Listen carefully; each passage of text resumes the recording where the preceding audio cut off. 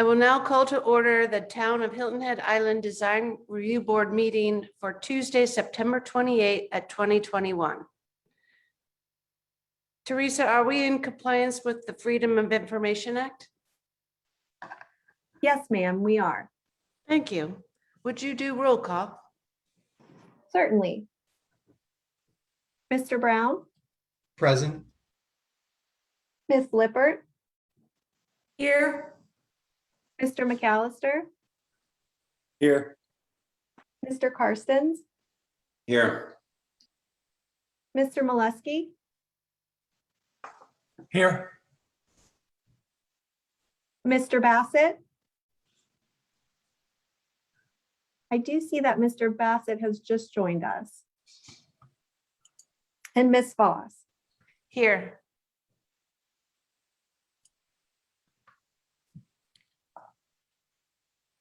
Does staff have any changes to the agenda?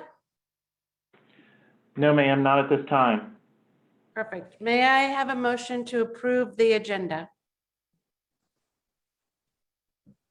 I'll make a motion to approve the agenda. Thank you. Is there a second? Second. Thank you. All those in favor, please raise your right hand.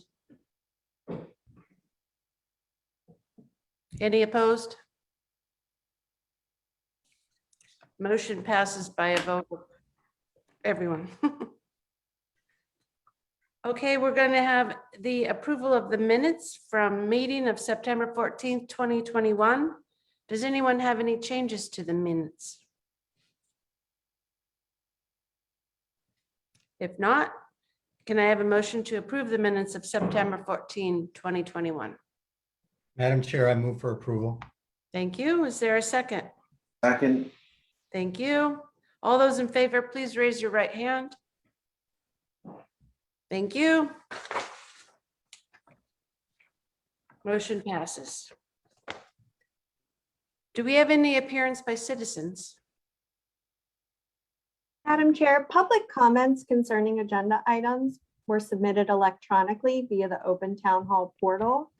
The comments were provided to the board for review and made part of the official record. In addition to commenting on the portal, citizens were provided the opportunity to call into the meeting to comment. However, there were no requests to comment by phone. Thank you. Thank you. We will now move on to unfinished business. We'll deal with the subway DRB 002131-2021, and we'll get a presentation from staff. Thank you, Madam Chair. This application was denied at the September 14th meeting and is back before the DRB after a substantial change to the proposed color scheme. This application is only for consideration of the proposed exterior building color. To maintain the applicant's construction timeline, elimination of the arches and a modification to a door location was approved as a minor corridor earlier this month. Staff recommends approval as submitted. On the screen in front of you, the site is outlined in red. It's important to note several things going on. Across the street, across Matthews, is the new gas station that was approved a couple of years ago, I believe. You can also see the site of Parker's gas station across 278, where my cursor is.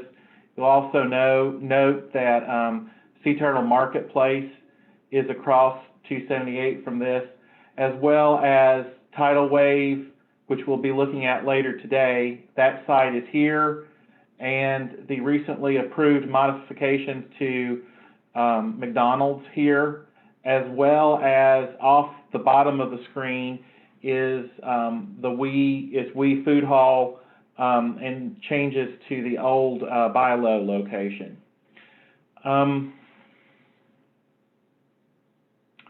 This is the proposed color board.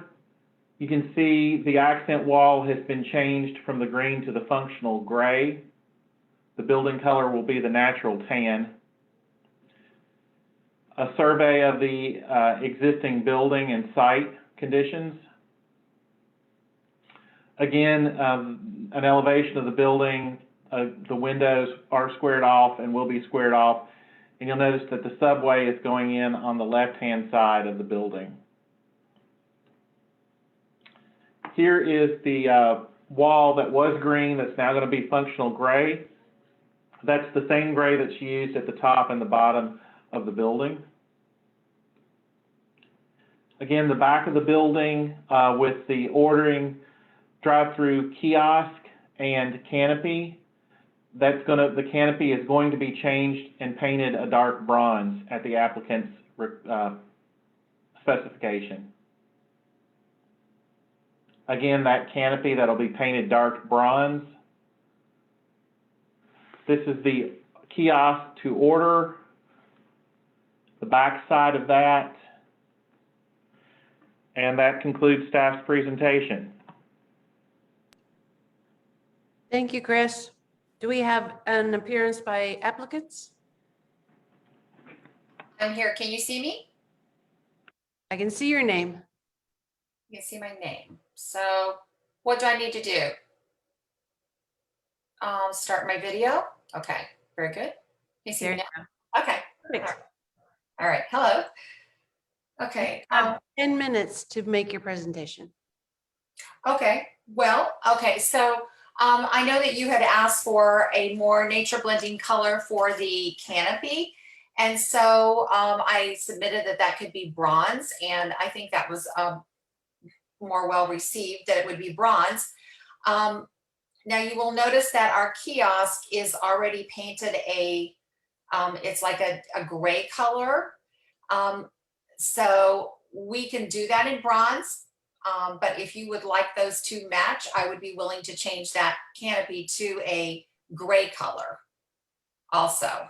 Because I did check into getting my kiosk made into a bronze, the back part of it, and it's very difficult to do. It's going to cost thousands of dollars, and we just cannot afford to return and try to get that redone. It's a powder coated finish. So because it's costly and it's a lot of problems to do that. So if we'd like to have that all matching, I'd be willing to change that to the not to functional gray, excuse me, to the gray that's on the back of that kiosk, and then that way our legs of the canopy and the kiosk back would all match. Thank you. Is that it? That's all I have. Yes. Thank you. We will now go through the board members. We'll start with Mr. Bassett.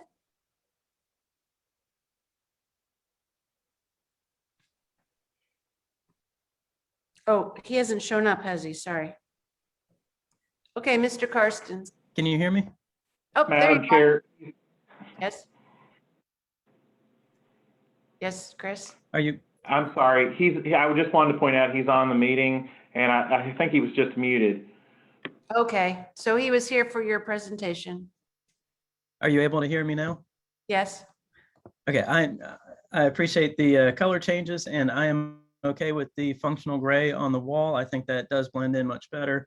I'm also not opposed to a gray on the kiosk versus the bronze, if as long as that color change is reviewed by staff to make sure it's a gray that would blend in with the rest of it. Sounds like it probably would, as far as I'm concerned, with since it's the existing color, but that proposed change sounds okay to me as well. Thank you.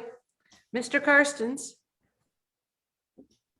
I will echo Mr. Bassett's comments in regards to the color change and then the potential for having the canopy match the kiosk in the gray. The grays seem to be complementary of the functional gray, even if it might not be exact match. But if those two elements can be of the same family, then that would be best. So thank you. And staff review on that would be fine. Thank you. Mr. Milewski. I was hoping to paint the whole building green. No, I'm joking. I think it looks great. Thanks for the changes. I was too. No, I'm joking.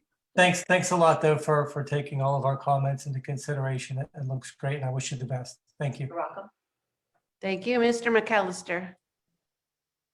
I will echo what a lot of my other board members have said. I think this is much more in keeping with the design guidelines, and I appreciate your effort to make these changes. And I agree. I think if you could make the canopy gray to match the body of the kiosk, I think that would look great. Thank you, Ms. Lippert.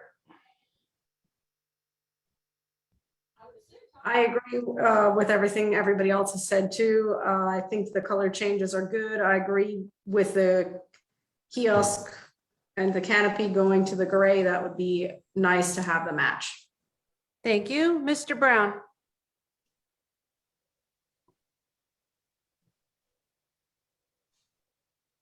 I have nothing to add. I support the application, including the gray canopy and kiosk. Thank you.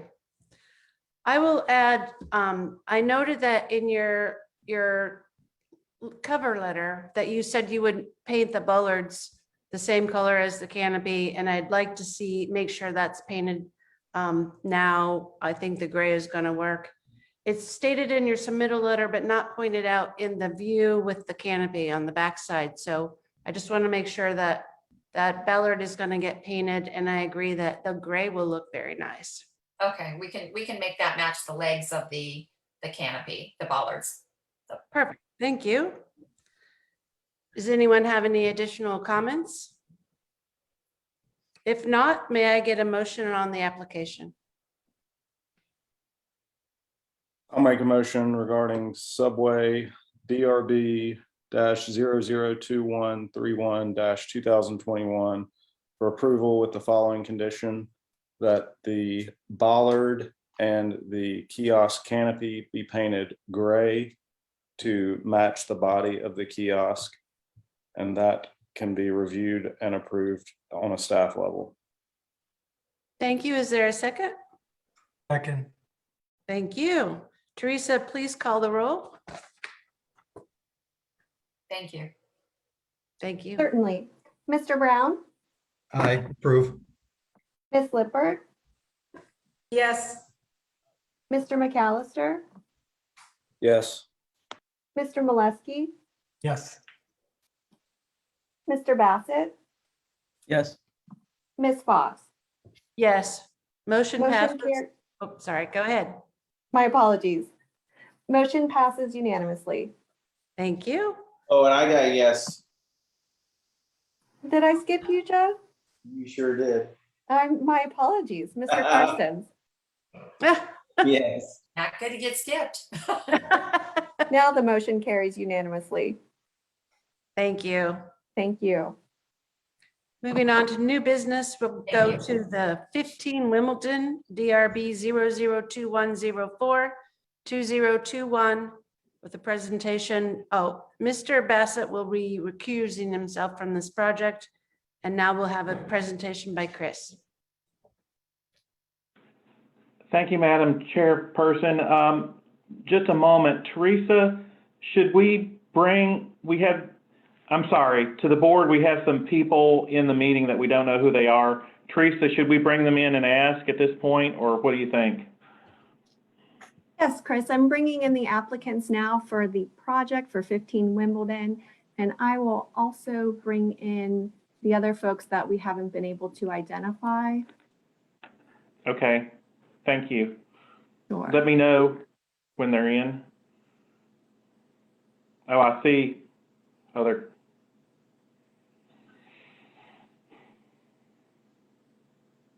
So there is a phone number with a 912 area code. If you could identify yourself, if someone is calling in.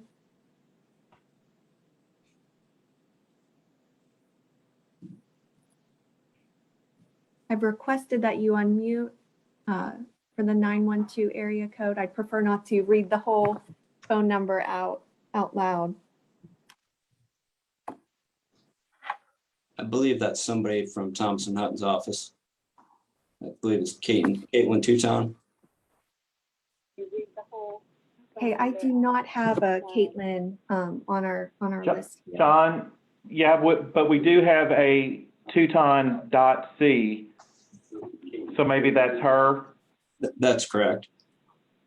Okay, John, do you know who TWAS is?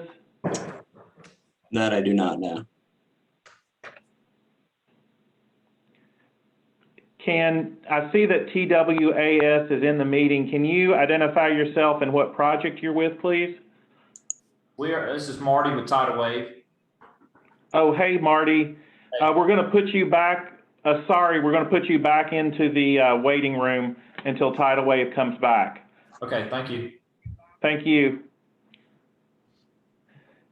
Now, there is another caller on the meeting with an area code 912. Can you please identify yourself?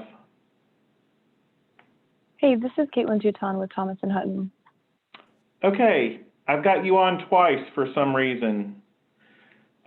Great. I'm sorry, Madam Chair.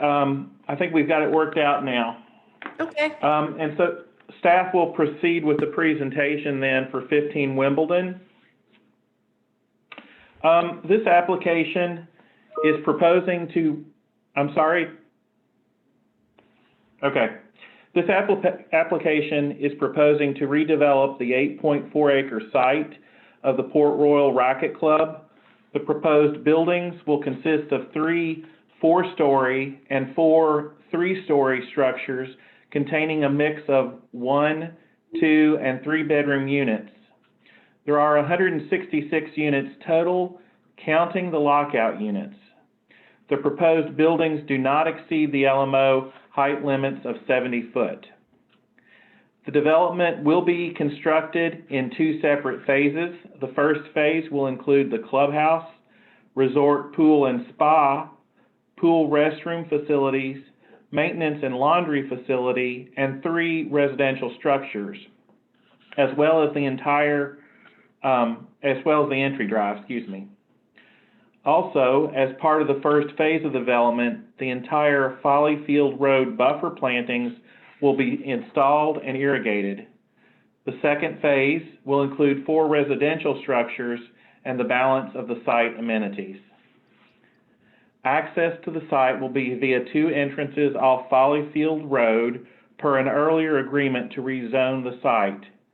There will also be pedestrian connectivity to Wimbledon Drive and Folly Field Road. Most of the parking will be underneath the buildings. Staff recommends approval with the following conditions. 1, revise the lighting plan to be compliant with the LMO requirements and submit for approval by staff. 2, revise the landscape plan to specify a native honeysuckle. And 3, provide an installation detail or plan for the for the tree and well lights that will not impact tree roots and submit for approval by staff. So the site is outlined in red on the screen in front of you. Running diagonally across the screen is Folly Field Road here. You can see Islanders Beach Club here and the Marriott. I'm sorry, Chris, we are not seeing the pictures. Thank you, because I haven't shared my screen. Let's try this again. Okay, so everybody see it now? Great, thank you. Yeah. The site is outlined in red. Running diagonally across the screen is Folly Field Road. You can see in this area is Islanders Beach Club with the Marriott and the Westin beyond that.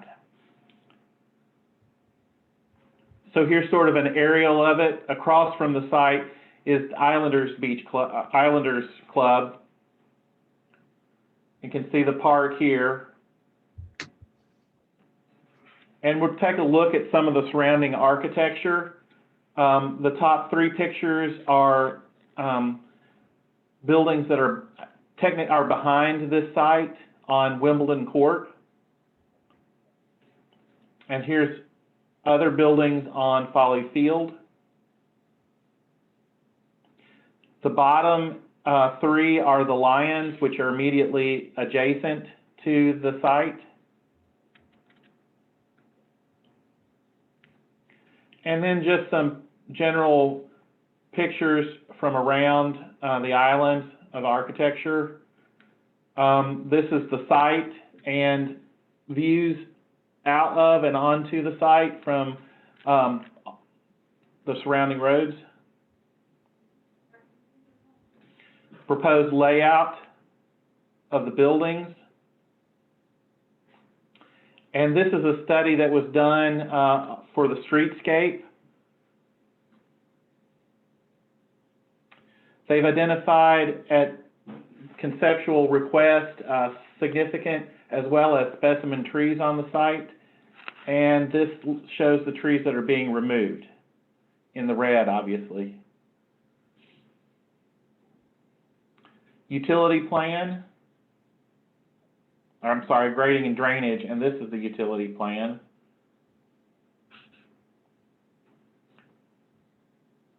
Master plan, again with the trees, both specimen and significant identified. Zoom in on the main entrance. The amenity pool area. Another part of the development, just a bigger scale. And the end adjacent to the lions, which is over here.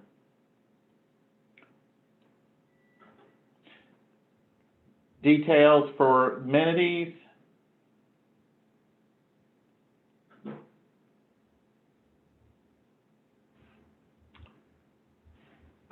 More details in the entrance. Again, planting plan.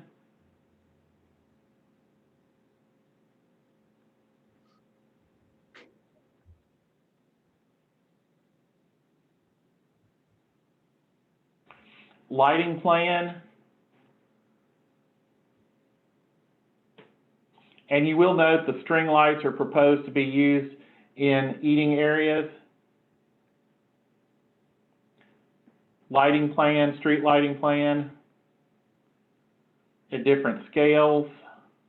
And now we're to the individual buildings. So this is the ground floor, roof plan, and the residential building, elevations,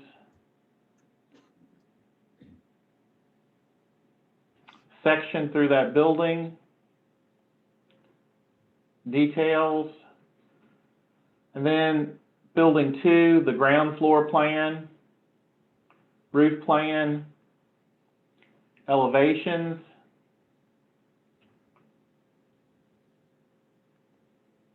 section through the building, and again, building 3, floor plan, ground floor plan, the roof plan, sections or elevations, excuse me, section through the building, building 4, the ground floor plan, roof plan, elevations. Okay, I'm going to stop here in a minute. We had a question earlier. There is a slight discrepancy here. With the shift in the floodplain, the elevation that should be measured from for residential units is 13. So this actually drops down 2 foot, which then drops this critical point here down because this is the angle where the 70 degree angle sets back for the setback is. So staff, that was brought to staff's attention and staff looked at it, and it appears that it's only going to clip that eave overhang. So there's not much that it's going to clip, and eave overhangs are allowed within that setback. So this is should not be an issue with the LMO, with LMO compliance. And I'll take questions at the end if anybody has any questions about that. section through that building. Building 5, and this is the floor plan, ground floor, roof elevation, or roof plan, excuse me, elevations. Section through the building. Building 6, ground floor plan, roof plan, elevations. Section through the building. Building 7, ground floor plan, roof plan, elevations. Section through the building. And this is the clubhouse. Second story, roof plan, elevation. This is the maintenance facility, and then the amenities.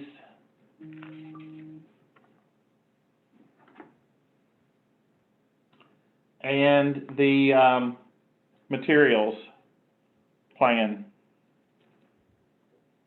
Proposed materials to be used on site.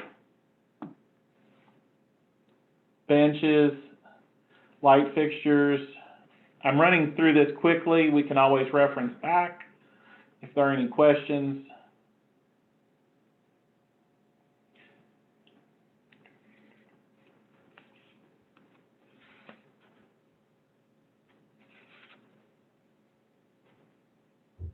String light fixtures.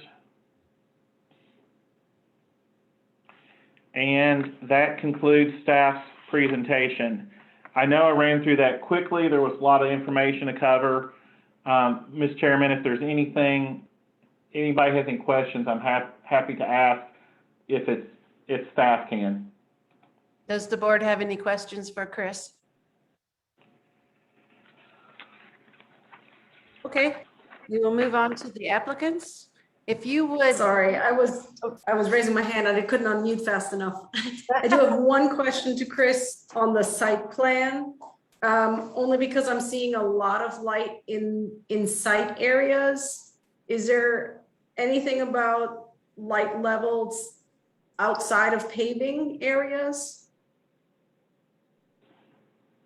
The LMO speaks to landscape lighting, and staff is not concerned, given the fixtures, not concerned with the level of lights on the path and beyond in the landscape. Great, thank you. Any more questions for Chris? All right, we will turn it over to the applicants. If you would please state your name. I understand we have 2 people. If you would state your name before you speak, that way it'll be on record and we know who's talking. You have 10 minutes. Okay, this is Brett Callahan, representing the owners on this project. I know that was a lot of information. We worked pretty hard on this whole project. I'm pretty confident we've addressed all the issues from the previous design review board meeting we had with you all in person. I also have John Garceau with Thomas & Hutton, our hardscape architect, and Michael Haynes, the architect, is on as well. Just one thing about the setback and the 70-degree angle. We were made aware of this fact, and we actually measured it in CAD, and we're projecting like 6 inches, a little bit less than 6 inches into that setback line. And as Chris Darnell mentioned, it is we're allowed to go up to 2 feet. So I just wanted to let you know we're aware of that. That's really all I have. I mean, we've been through this quite a few times. I'm open to suggestions, comments from anybody on the board, and looking forward to it. Thank you. Any other comments from applicants? I don't think so at this time. This is John Garceau. I could go quickly through some of the highlight changes, some of the modifications we made to the site plan to improve it, just for added ease. If you kind of go in, the motor court and arrival area is more of a fluid motion now. We kind of moved the dumpster to the front of the property just for ease of access and kind of increased parking. So we increased parking by 14 spaces. The road network is still the same.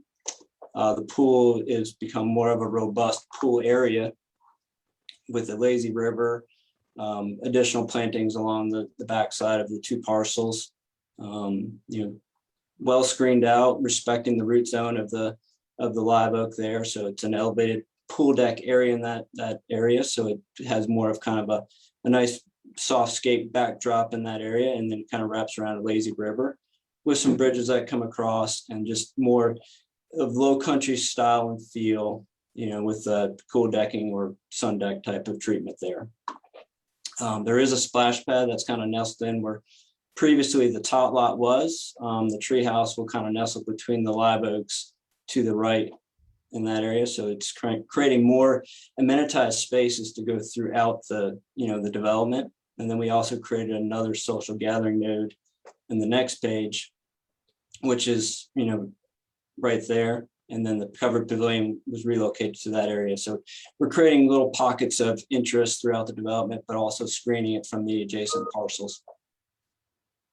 So and then also we added some little pavilion style grill areas for to be shared with each unit. So on the other sheet, you'll see some little grills and kind of picnic areas. So just creating little pocket amenities throughout the development and just really amenitizing and creating that low country look and feel throughout.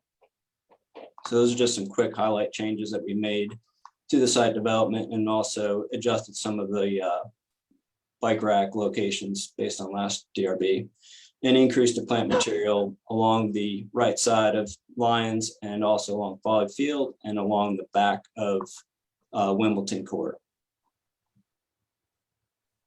Thank you. That was helpful. You're welcome. Does another applicant would like to talk?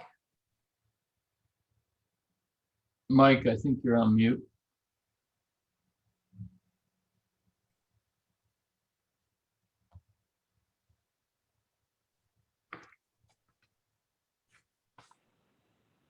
Can you hear me okay now? Yes. Yes. Okay. Yeah, I think the biggest highlights for us from the last meeting to this meeting are in the clubhouse and the amenity maintenance building area. I know we've gotten rid of a huge chunk of that roof that y'all loved last time on the maintenance building. So hopefully that is good news. And then the clubhouse had quite a few plan changes inside it that affected the elevations a little bit. And I think we've cleaned that up a lot to be a much better look with better proportions on the elevations. There you go. That's a good look at it. We've really kind of brought the gables in check based on some comments we had the first time around. This is true for the clubhouse as well as buildings 1 through 7, where hopefully we've got a better scale and we've got more of a symmetry throughout the project. And this also goes with the order that we've placed, if you will, for the X railings that we have on buildings 1 through 7. Those are all in a very defined spot right now, right at the entrance of the parking garage for each building. And then everywhere else has a standard railing. So I think that's mostly it for the architecture. If we come up with more, we can chat about it then, but that should be the highlight. Thank you. Anyone else?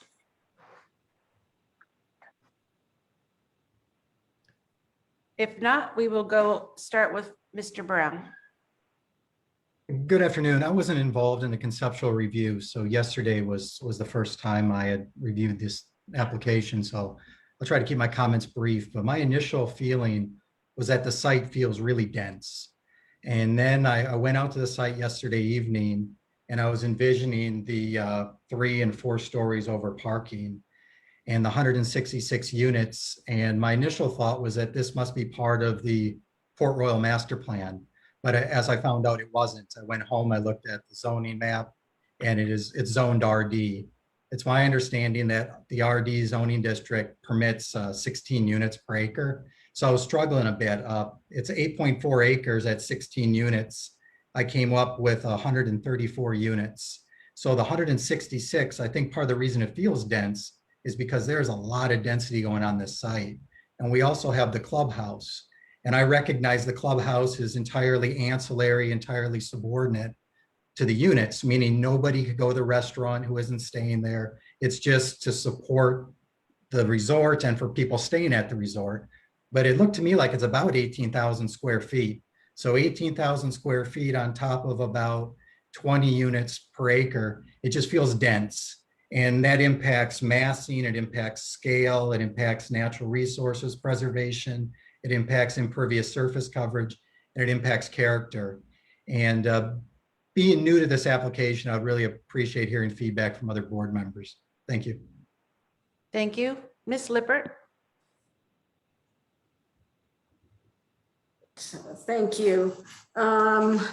So Ben, I have to admit, I cannot speak to the points that you just brought up, which I think are valid. And I'm sure that Chris will be able to shed some light on the units per acre and zoning, which I cannot.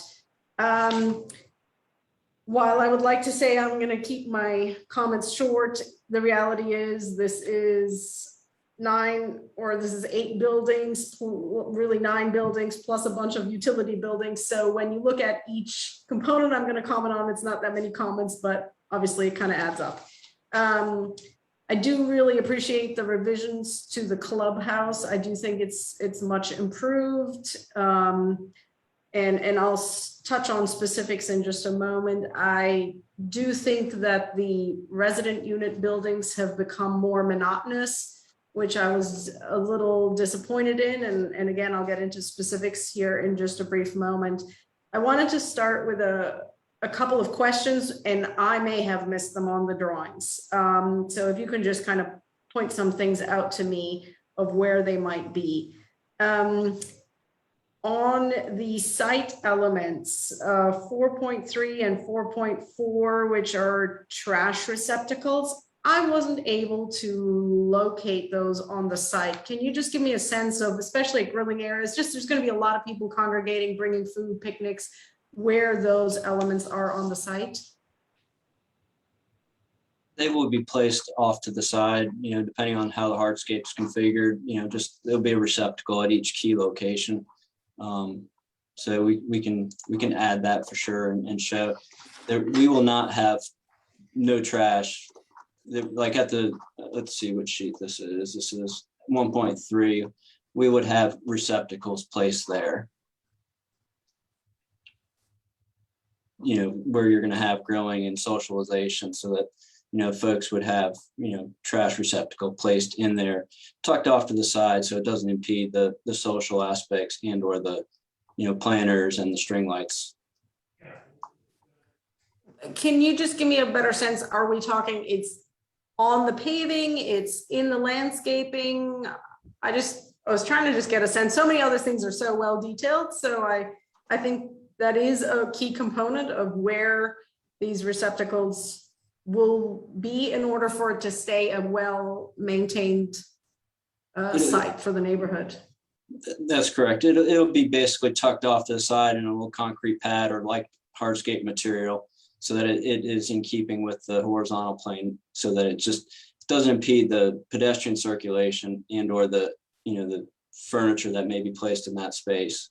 So we can work with staff to find key locations and appropriate locations. I don't want to place them on grass or on landscape beds. I'd rather put them on a hardscape surface so that it is in keeping with the details and the high level of finishes that are proposed. Okay, and then I saw the trash compactor on the planned southwest side of the site. What happens with trash from each resident building? Is there any dumpsters for each building? John, you want me to answer that? Yes, please. Yeah, we're gonna have an area defined underneath the building for the plastic trash containers, and then the maintenance staff will take those over and dump those in the trash compactor. So every building's gonna have an area situated in the parking area where they would go. Typically, by the stairwell or something, or just underneath the stairwell is where the containers would be located. Okay. And then, all right, plastic under stairs. Okay. And then, and again, I may have missed this. I couldn't find the cut sheet for the pool fence. That was on the detail sheet. So it's basically a Patriot Jarrah fence. And it's kind of just like a black coated hog wire. Let's see.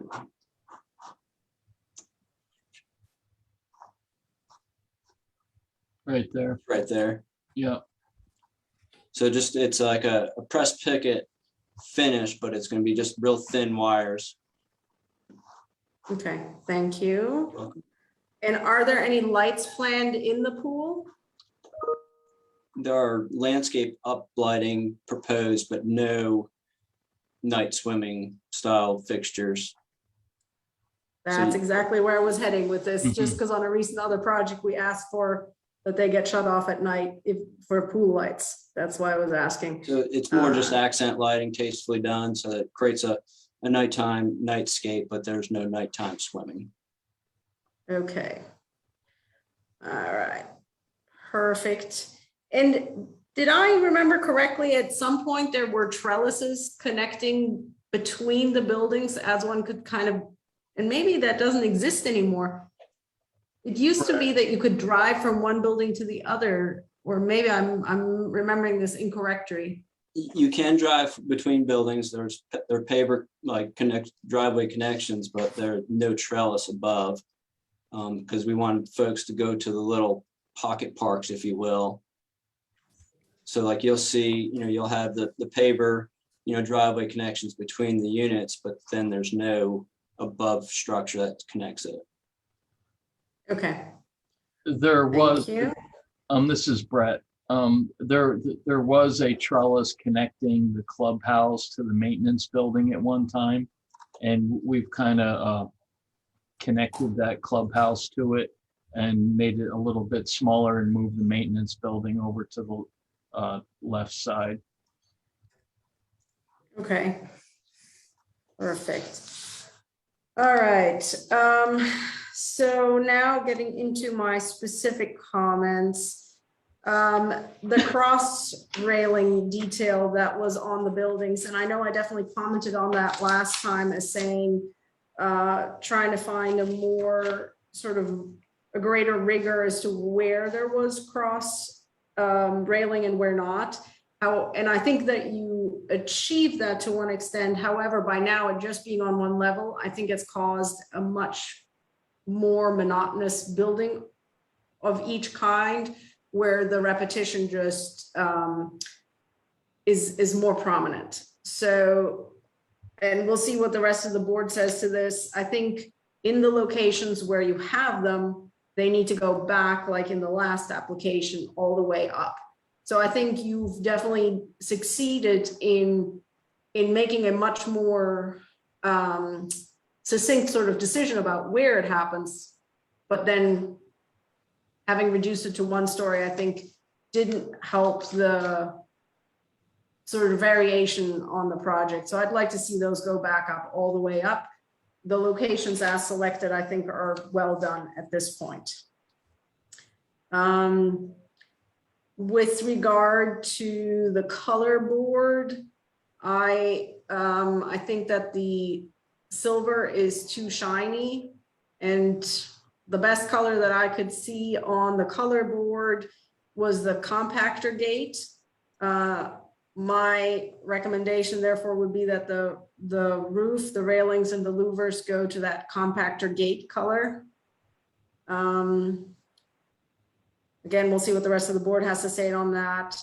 Last time, there was also a pretty significant discussion about how the pedestrian traffic will be happening from these various buildings as people are going to the beach. There was discussion about how to funnel those to either end of the site.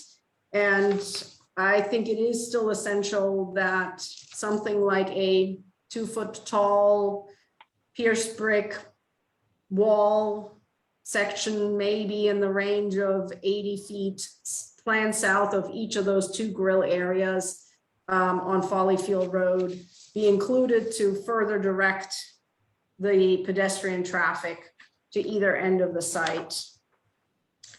Now going to the rest of the sort of non-residential buildings,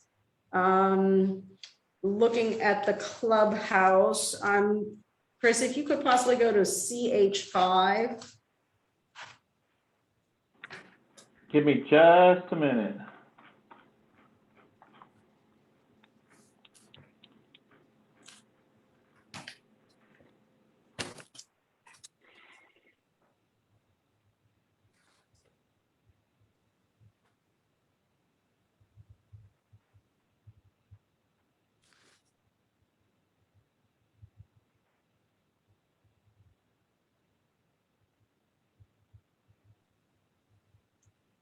Perfect, thank you. So again, I think there were a lot of improvements that happened to this building. I'm pleased to see that. There are a couple elements that I guess there are a couple elements that I think proportionally need a little tweak. And then on the porte cochere, I'm just not really seeing that tower element as being very low country. I think it's too tall, and I think that the first two panels of it need to be dropped out. If it then just goes to the windows, much more similar like what it has on some of the amenities, gathering areas, I think that proportionally works better. So I think that's one item that just really didn't feel like low country vernacular to me. On the gables, I think the truss elements are a little undersized. I just think those need to be, maybe scaled up by 120%, something in that range, just a little bit bigger. And the horizontal band at the second floor, to me, needs a second layer, maybe even more strongly than what's on the residential buildings. On the residential buildings, it is a 2-layer detail. It really makes a big difference on just letting the facade read a little deeper. And so I think that would help greatly. Let me just double check if I had any other items on that. And I just wanted to understand, and I may have missed the tag on the rear elevation. Is that storefront in that long run on the first floor? Yes, it's a storefront, and some of those are like bifolding glass doors that will open up to create an indoor-outdoor space, giving everyone a view of the pool. It's not typically just a commercial storefront. It'll have more of a character to it than storefront. Okay, and what is your proposed color on that? On the frames, that's a good question, but I would have to say off the top of my head, probably like to match the roof, a darker or a not shiny metallic looking silver. Okay, so again, I think that all needs to not be, let's say, a clear anodized or the silver of the proposed. I think that all needs to go into something of the range of a dark bronze. Again, where I kind of said the compactor frame seemed to be the closest I could find from the colors presented. If we can now go to M1. Just a super minor comment. I would just make those windows have the same lights as on the clubhouse. These seem very squatty. So just bring those in the same proportion. And then if we can go to P1. I just had a question on the left elevation there. Is it really a double-sided fireplace? Or is it would that back, I'm presuming that's the back elevation. Would that be all brick? I don't think that is a double-sided fireplace. I think that's a mistake on our part. Am I right, John, or is that actually double-sided? No, that'd be single. It'd just be towards the development side of the courtyard space. Yeah, so Okay. that backside I think should it not is- show a fireplace.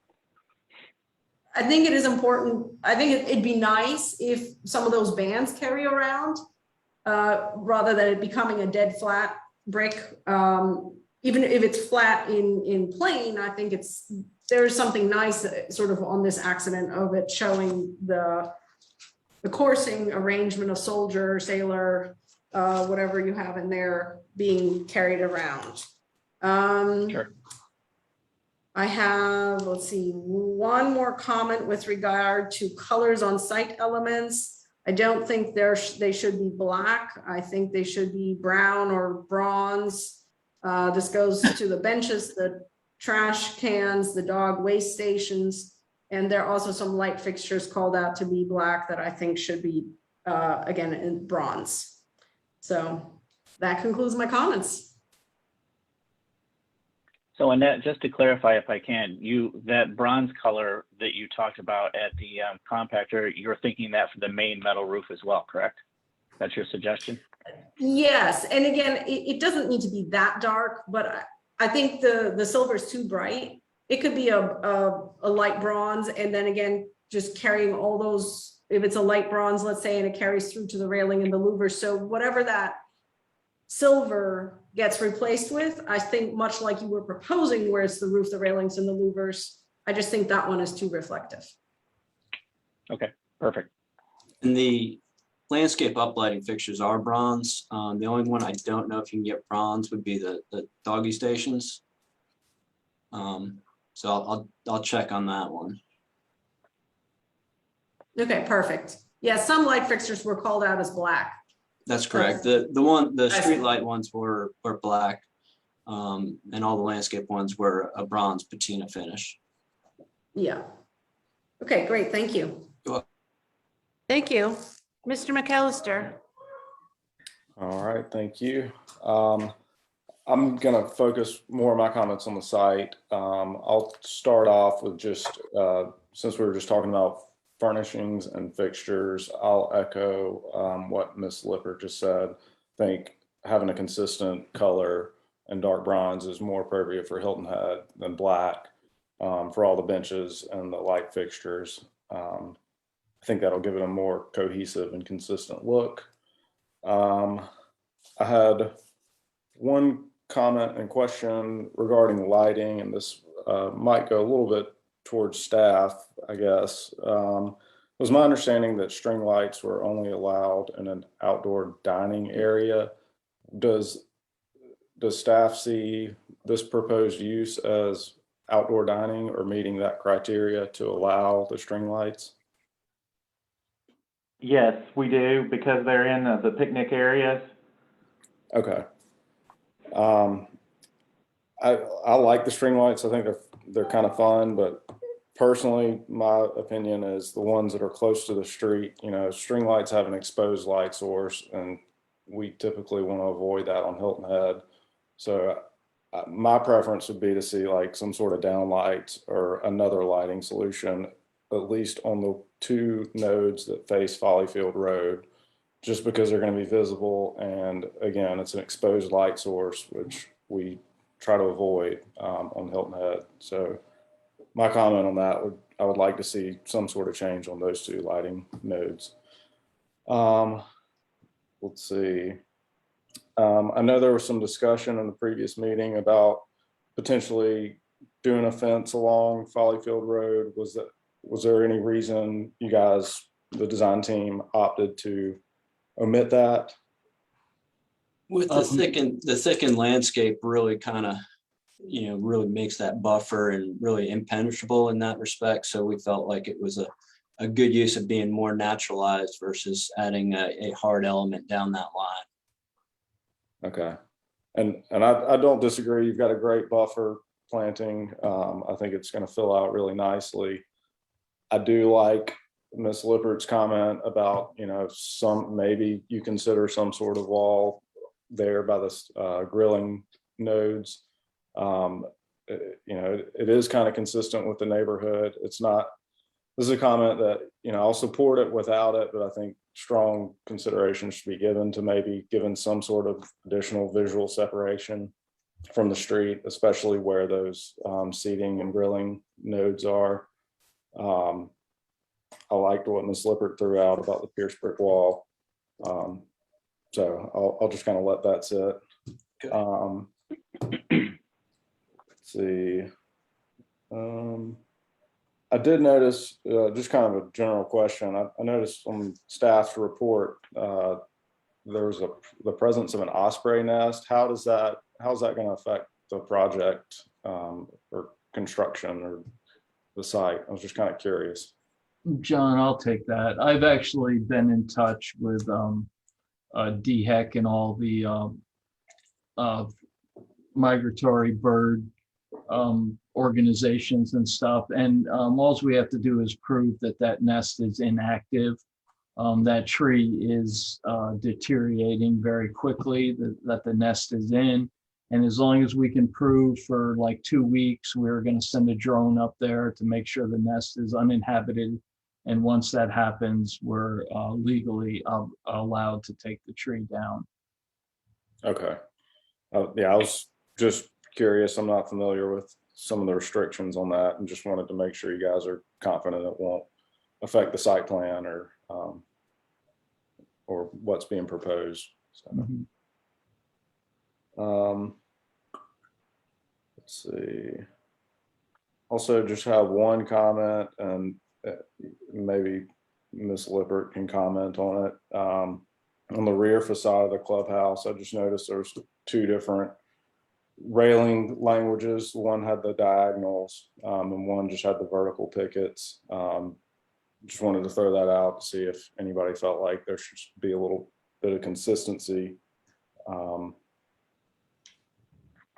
That's really all of my comments. Overall, I think it's a really well done package. It's a nice project. I think you guys have really gone above and beyond on especially some of the landscaping. So I appreciate that. Oh, I did have one other comment, and this is just something to for you guys to verify. I noticed that it looks like there could be some conflicts with proposed trees and proposed utilities. So I would just, just a note to your landscape architect, just to verify you're not putting a tree on like a water line or something, specifically on the interior of the site on that main drive. It looked like there might have been a couple areas where there was a tree pretty close to a utility. So just something to look at. We'll work with staff, David, or not staff, my civil engineers to tweak that and get them. I'll push them to move their pipes. Don't worry. Okay, and that's all my comments. Thank you. Thank you. Thank you. We'll move on to Mr. Molesky. Yes, thank you. I do like how the elevations and the colors look. I wanted to ask, during the initial site prep and whatever the proposed initial phases are, how will the streetscape look? Is the landscaping that's proposed along the streetscape, is that part of phase 1? Internal or external? I guess we're kind of wishing that there would potentially be a fence, and there's not going to be a fence, so you're going to say there's a lot of density. What I'm getting at is, in a community like this, if these buildings, larger buildings, are going to be phased, and who knows how long this project could go. This could go over 5+ years, depending on demand and whatnot. I just wouldn't want people driving up and down the road just to be looking at, an unfinished, unpolished site for an extended period of time. So all of phase 1 fog field buffer will be installed with phase 1. So the entire length will be planted at day 1. Okay, now I think you're jogging my memory, because we said that'll give it an opportunity to mature over time as well then, and maybe even create some cost savings for you guys, because then maybe you buy smaller material and allow it to mature on its own and something to that effect. Is that? Well, actually, we're putting in a lot of upsize stuff as well, so that it at day 1 that it really creates a layering effect for all the buildings and beyond. So some areas we have 8-inch live oaks proposed. So it's a pretty robust buffer planting that's above and beyond the required caliper inches that are required for that buffer. Okay, good answer. And then where the other future buildings will be, proposed buildings to be built during the, again, initial phase, will you go and kind of clear and, I don't want to say pad those lots, but at least do all the clearing and grubbing in those areas, or will they be left natural, or just, how will the rest of the site look, as the project progresses? John, I'll answer that. I mean, our initial intent on all that is obviously we have utilities going across the whole site that would have to be installed during the phase one. So that would involve a lot of clearing. We have demolition of parking areas, existing parking areas, tennis courts, light structure. So all that will be taken down during the initial phase one. And then we would, if that area went undisturbed for, I believe it's like 2 weeks, I mean, we would have to stabilize and seed it anyways. So worst case scenario, we don't anticipate the site taking nowhere near 5 years to complete all phases. So it would, in the course of phase one to the transition of phase two, it would be stabilized and seeded. Okay, thank you for that. Then the comment that Chris made in the beginning with the show the 15-foot elevation that changes to 13. Are you guys really going to be doing that, or do you need to kind of maintain your elevations just to get the parking underneath the buildings? Well, if I'm correct on this, and Chris might have to interject a little bit, that's just a calculation, and that calculation starts at the base elevation. We're not we had the wrong base elevation in there.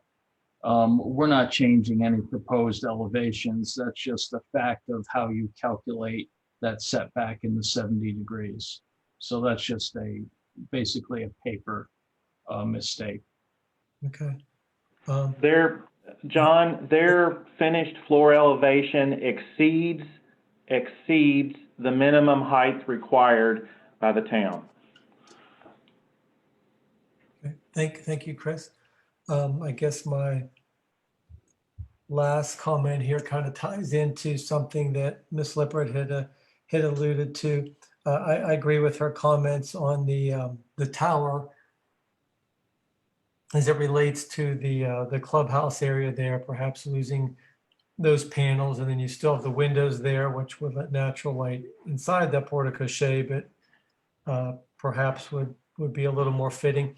And I also wanted to ask, looking at that dead on front elevation, that's perfect right there, the front elevation of the clubhouse with those, I don't know, I'll call them faux little shed roofs to the left and right there that might be, I don't know, 4 to 5 feet in width. I'm sure that was just an attempt to break up some of the massing there. I don't know. I would almost expect to see some transoms or something on the windows underneath.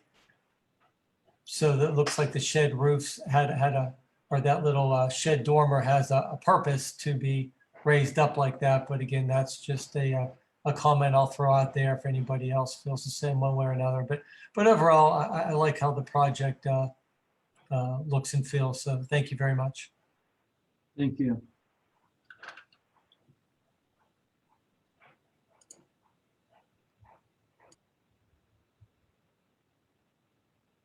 Sorry, I was on mute. We'll move on to Mr. Karstens.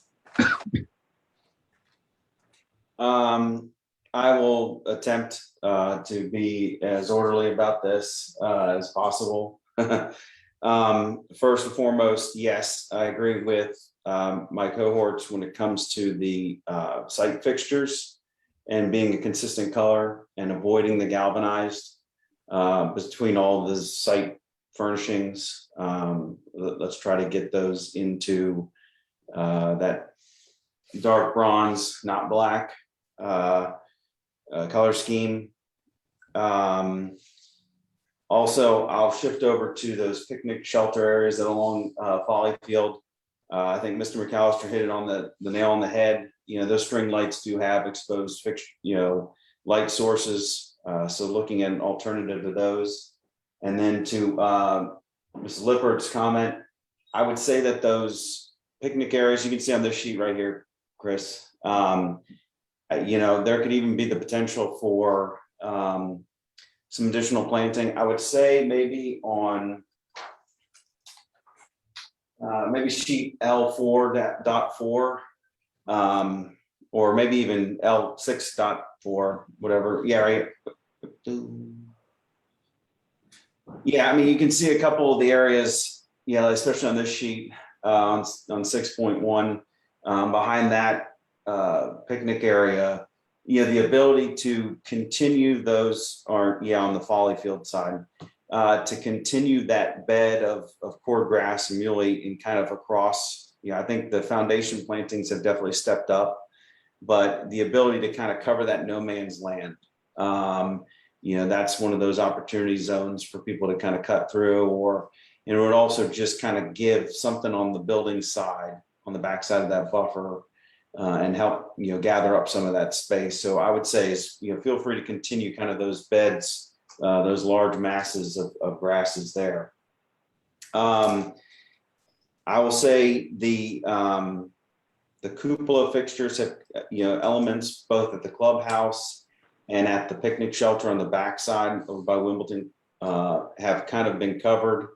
I think those are a similar comment where you're reducing the height of that element and bringing it down to more, you know, the main roof plane, and having it, you know, it can still be a step up from that, but that it is, you know, just reduce the height on that. It just seems as though it's a little too much.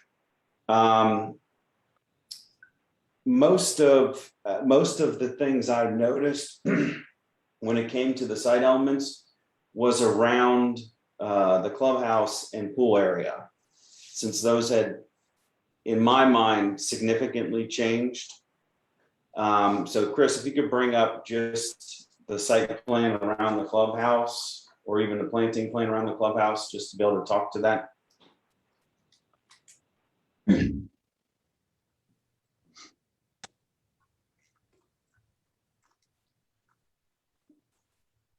Let's go to the back. Well, actually, while we're up front here, on the sheet,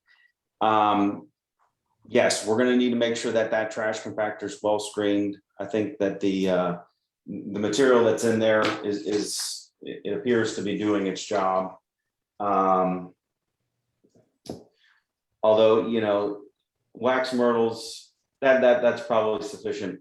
This fountain element at your drop off circle, that wasn't there in the last submittal, and I gotta say that I think it's in the viewpoint of its proximity to Folly Field and just the overall arrival, I think it's excessive. You know, before the plan was to have, you know, a nice lawn area. It was a little more squared off. It felt more of, you know, an arrival court. This fountain feature is quite significant, and we haven't seen any information on that. So I encourage, especially, you know, the elevation that was shown before that Mr. Molesky spoke to, that showed grass. I think fountain features are something that we would want to see more information on, you know, to get an approval on that, especially, you know, considering the containment of it, the treatment around it, and it, you know, just exactly how that's staged up, because oftentimes too that has lighting associated with it. And Judd, we would have shop drawings submitted for that process. I mean, there's definitely some more detail that, you know, if you see the kind of the isometric arrival, that we'd want to definitely get some more detail than the Sylvester palms and kind of that, you know, arrival court, that it's appropriately sized from a, you know, the late or the you know, arrival notes and the, you know, what the lettering height is going to be. Mm-hmm. So that may need to adjust some more as well. On the back side of this building, there's some bridges that are called out associated with this pool. Considering this pool has enlarged in its overall kind of footprint and how it operates. I've got to take consideration from those adjacent units and how this is. Are those true bridges, or are those, you know, how are those? Because I didn't necessarily see those called out as elements. Those would be swim under bridges, so that your accessibility would be through, you know, the beach entry and or the bridge, you know, around. And then the bridges, you would have to have that clearance above, you know, that 4-foot clearance so you can get up and over it. That would be part of the shop drawing submission for the pool contractor. Okay. When I think about the backside of this building, you know, it took me a second with the way the drawings showed that central area above Clubhouse is actually a porch, and that the 2 access points are in. I feel like compared to your previous plan, your pool deck your seatable pool deck has been greatly reduced. So that does expand kind of this water footprint. I think you've still got good screening on you know, adjacent to those buildings. I'm just concerned about the fact is now that the water has gotten so close to the building, and the building has such a verticality to it, especially at the bar area, that I almost need some architectural relief adjacent to the pool. You know, this idea of going straight up, it creates this, you know, this wall associated with the backside of the pool. As just a functional thing, I felt like, what was the impetus behind the change in the pool and the clubhouse area? Just so, you know, I understand service now is off to the side. Was it just a reduction in the overall kind of operating space that needed, or was the thought really to expand that pool area? I'll take it, John. The thought was to expand the pool area. I mean, this is a resort, so we have to sell the resort features, and the other pool area just didn't dictate a resort. We've checked the calculations on the pool deck based on other resorts within the owner's portfolio. I mean, this is ample. You know, this is the backside of the building. I mean, really, no one's going to see it but the residents associated with the development. And, you know, like I said, they need it to be a resort style. So that was the whole premise behind changing it. Now, I will say that, yes, it's the backside of the building, but y'all are in such a situation with having the Ocean Palms folks right on your backside that it is still very much a public side, and all the sides of the building need to be considered. Especially when previously y'all didn't have any buildings close to that roadway back there, and now you have this maintenance building that is going to be right on the backside of parking. Chris, can we go back to that view?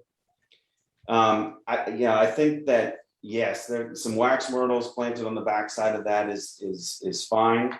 I see that there now is like a driveway access or a Knox, you know, access point there. Right. You know, compared to the previous site plan, your backside of this has become much more exposed and is much more, you know, there's a lot of traffic that goes on that Wimbledon Road. So I'm just saying that, in my opinion, the treatment off of the pool is, it creates the very big area off of the building before you kind of get to some of this screening material, and that the folks who travel, I mean, there's a lot of traffic that's through that back of that area. It just needs to be a consideration. I mean, the ginger or something that's been proposed back there, if this is going to be a space that's going to be as tight as it is, I'd almost like to see more consideration put towards the buffer than, I don't know. The fact is that things have changed so much back here. I've been trying to digest it since I've seen it. Joe, we can go ahead and look at carrying more evergreen buffers along that back corridor, you know, change out some of the other smaller stuff and combine it with some larger things to really kind of make more of a vertical green wall there. on that back edge. Yeah, and I mean, what's gonna be the control feature there? Between, is there going to be a lift, a gate arm? What's gonna be the feature that is between the parking and Wimbledon Court back there? It's just going to be a transversible area that allows our EMS to go through. So there'll be landscape there. So it's not going to be a continuous connection. So there'll be some type of plant material that will be on the ground plane there so that they can just drive through it. Okay, so there won't be a gate or any kind of barrier. Correct. It's just going to be stripes so nobody can park on the existing parking lot area, so that EMS will have faster response times to get to the backside of, Wimbledon Court. So it actually benefits from a life safety standpoint as well. So it solves two problems. I'd get rid of the Knox lock access associated with that, because that relates a gate feature. Okay, I'll do that. And then finally, I think what's going to be the ground plane treatment between the playground area and the splash pad? Because in this area, obviously there are sidewalks that kind of feed up into the middle of this. But knowing that I've got children who would fully take advantage of this whole area. What's the thought on the ground plane, since it's not necessarily called out in between the splash pad and the pool fence and this playground area? Is this all intended to be mulched, or? That's correct. Just mulch and just kind of more naturalized area. Okay. Just limited sod area. So the gray, the 254 is the sod area is kind of bracketing around the different proposed elements. And then you come into the tree house area, and then just more pine straw kind of mulch area, just to be more transversible on a walking surface standpoint. Okay. Yeah, I mean, you've got certainly a bunch of plant material along the roadway through there. I know we had talked about it being a tight area. It looks like there's a sufficient enough barrier between the play areas and the roadway. Oftentimes features like that are found behind fences, and not that a fence is needed, but we want to make sure we have those barriers.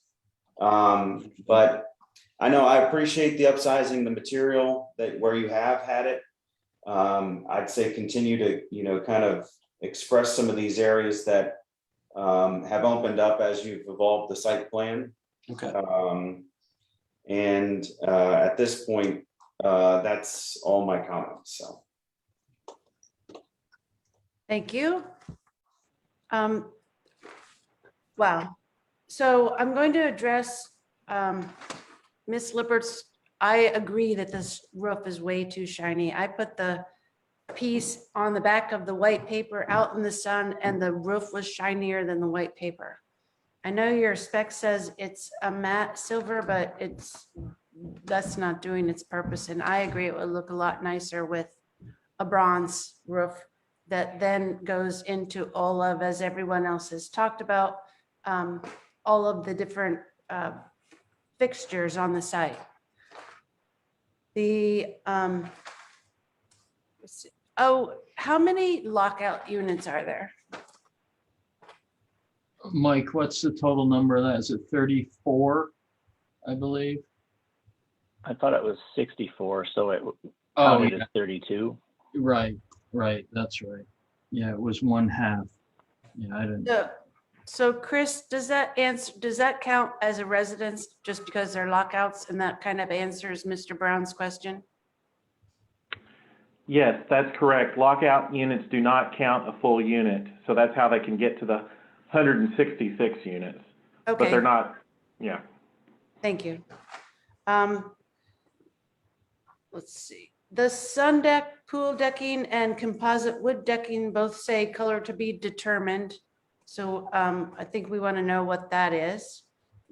I agree with the comments about let's hide the Folly Field side of those grill units. A pierced fence would be nice, but maybe even to Mr. Karsten's comment that maybe we just heavily vegetate that area so people aren't walking through off of Folly Field as well.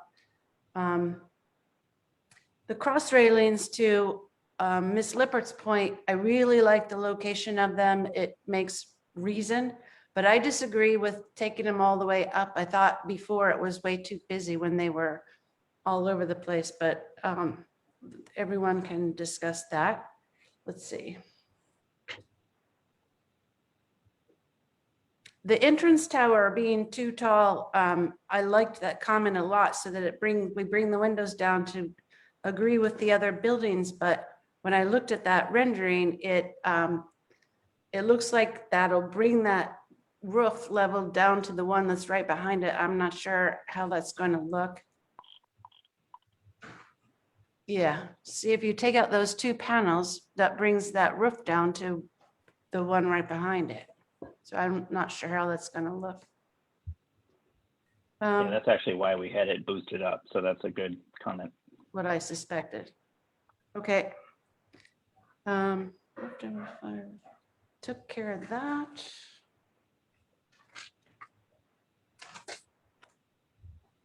Oh, Chris, there was a rendering of the front fountain. Can you pull that up?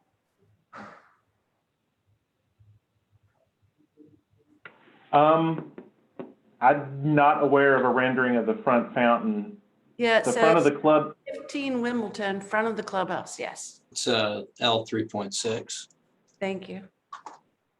Okay, give me a minute.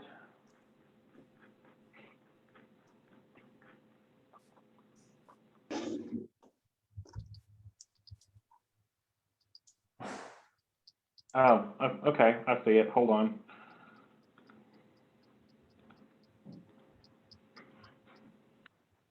Yes. I agree with Mr. Carson's. That's a little excessive, and I would like to see that either reduced in size, or I think we could bring some more vegetation around there. I'm in agreement with that. It would be nice if we could see what the playground equipment is, but I know those people that do the playground equipment, and they'll take care of you well, I think. And that's a good precedent, kind of like color finish, you know, just really kind of nestled in the live oaks and things like that. So that's really what we're after there. And really, you know, it's going to be spaced appropriate based on the tree canopy and the drip lines, and really create that naturalized play element. Thank you. I saw And that. are you all committed to a more natural brown and gray color scheme? Yes, that's the intent, that it's going to be more naturalized colors. And to that end, the sun deck finish is going to be more of a soft, natural color, and then the composite decking would be very complementary in that same vein. Okay. Checking. Oh, I agree with the string lights on Folly Field. I think that will call too much attention to that area off of Folly Field. As Mr. McAllister said, maybe you have some downlights or something. We'll definitely address that and remove those. Thank you. Mm-hmm. All right, I think that's all I have.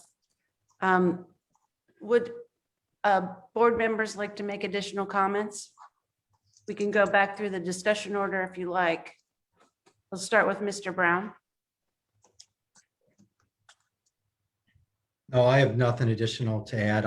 I couldn't find in the LMO that a lockout unit was considered one half of a density unit, but I trust it's there.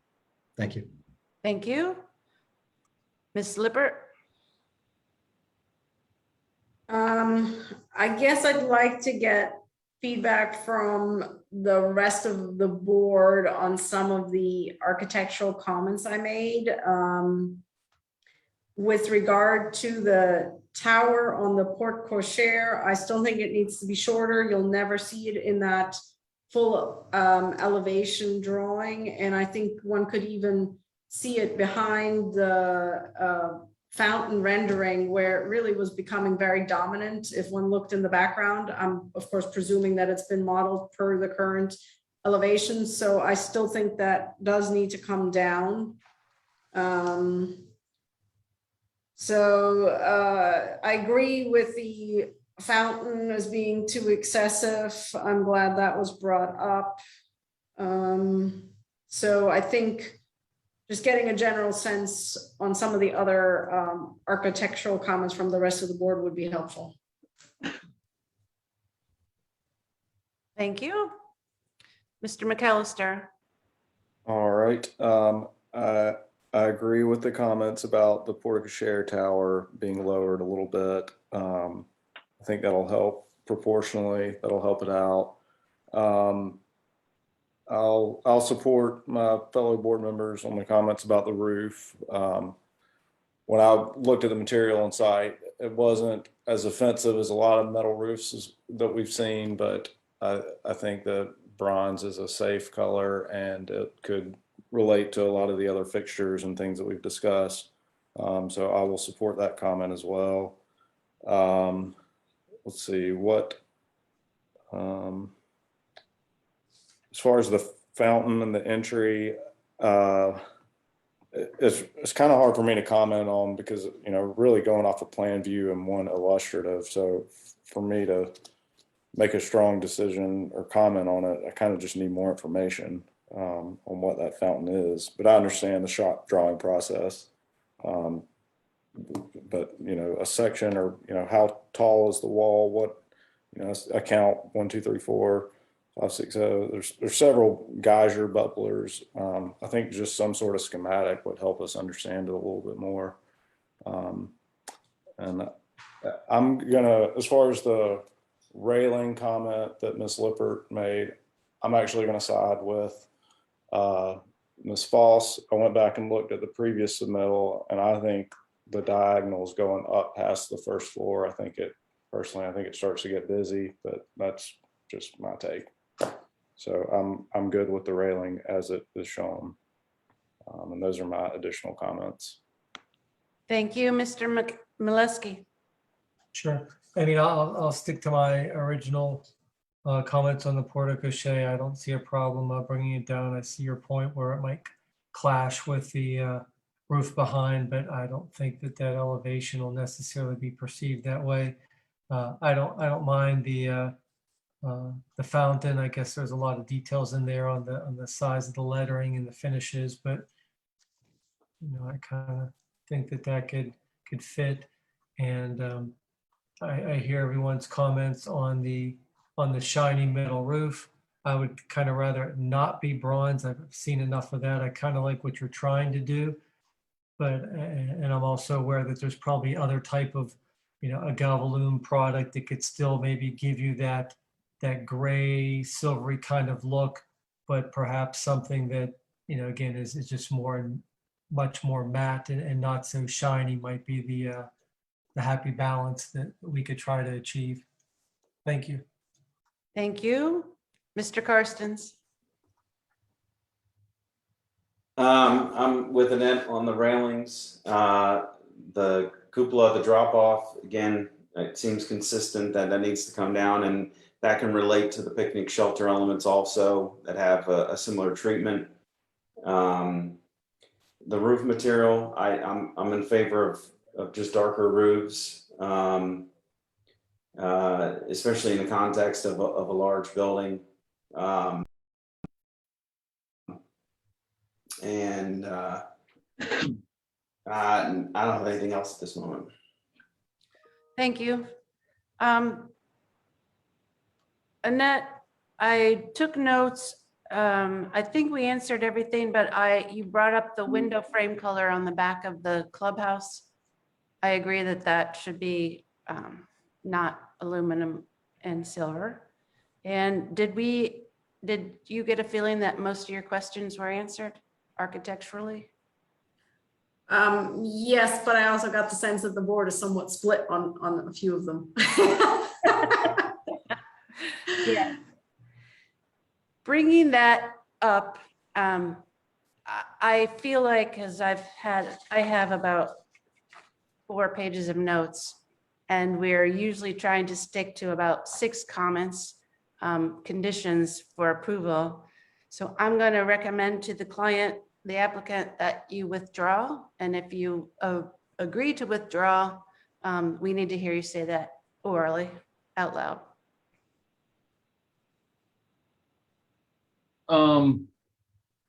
I just wanted to reflect on a few things.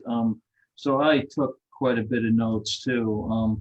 I don't see any reason why we couldn't reduce the tower and even compromise and drop it. It has like 2 horizontal tiers below the windows. So I'm seeing the tower, the fountain. I mean, I don't know how anyone is gonna be able to satisfy everyone's comments on the fountain. As, I mean, we all know this is a shop drawing. This takes lots of time, lots of money to refine, and I don't see why we couldn't do that during review of the project and get everyone's sign off on it. The roof colors, that's fine. We could easily change that. Or, you know, even find a easy compromise that I think we could present to everybody to review during project design. Railings, no aluminum, silver finish on the back of the clubhouse, that's fine. We never anticipated that. I just wanted to reflect on one comment. Behind the barbecue areas along Follyfield Road, our intent was to keep that open as a grass area right there, only so that when families are there with their children, I mean, the children aren't confined within that 15 by 15 patio area. I mean, you know, kids, I mean, what are you going to do? Make them sit there and not run through the landscaping? So we wanted to have a little area for them just to hang out while their parents were cooking there or preparing a meal, whatever they were doing, having lunch, whatever the case may be. The fence along Follyfield, I mean, we've discussed that with the owners. How high were we thinking about that fence, just out of curiosity? I think 2 to 2.5 foot was referenced. Yeah, 2 to 2.5 feet. I mean, so that actually, in my mind, creates a different issue. I mean, that gives a place for people to go sit and hang out and easily hop the fence if they wanted to go out. The other thing is, I think we're dealing with families here that are going to be long-term residents there. They're going to be coming year after year. I think they're going to learn the pattern to get out to Follyfield Road. I don't think we have to worry about that personally, but overall, I don't see, just out of curiosity, what, I mean, we could increase the plantings along the pool area. We would want that anyways. We don't want everyone to be looking into our area as well. So, I mean, is there any other major items that I was missing, just for clarification purposes? I did note that Mr. Karstens had to ask a lot of questions about the landscaping, where the mulch was around the playground area, what material it was. So there's missing information for him. I didn't pick up on it because I'm not a landscape architect, but so there was missing information at that area. Mr. Karstens, do you want to fill him in on other areas that you weren't sure of?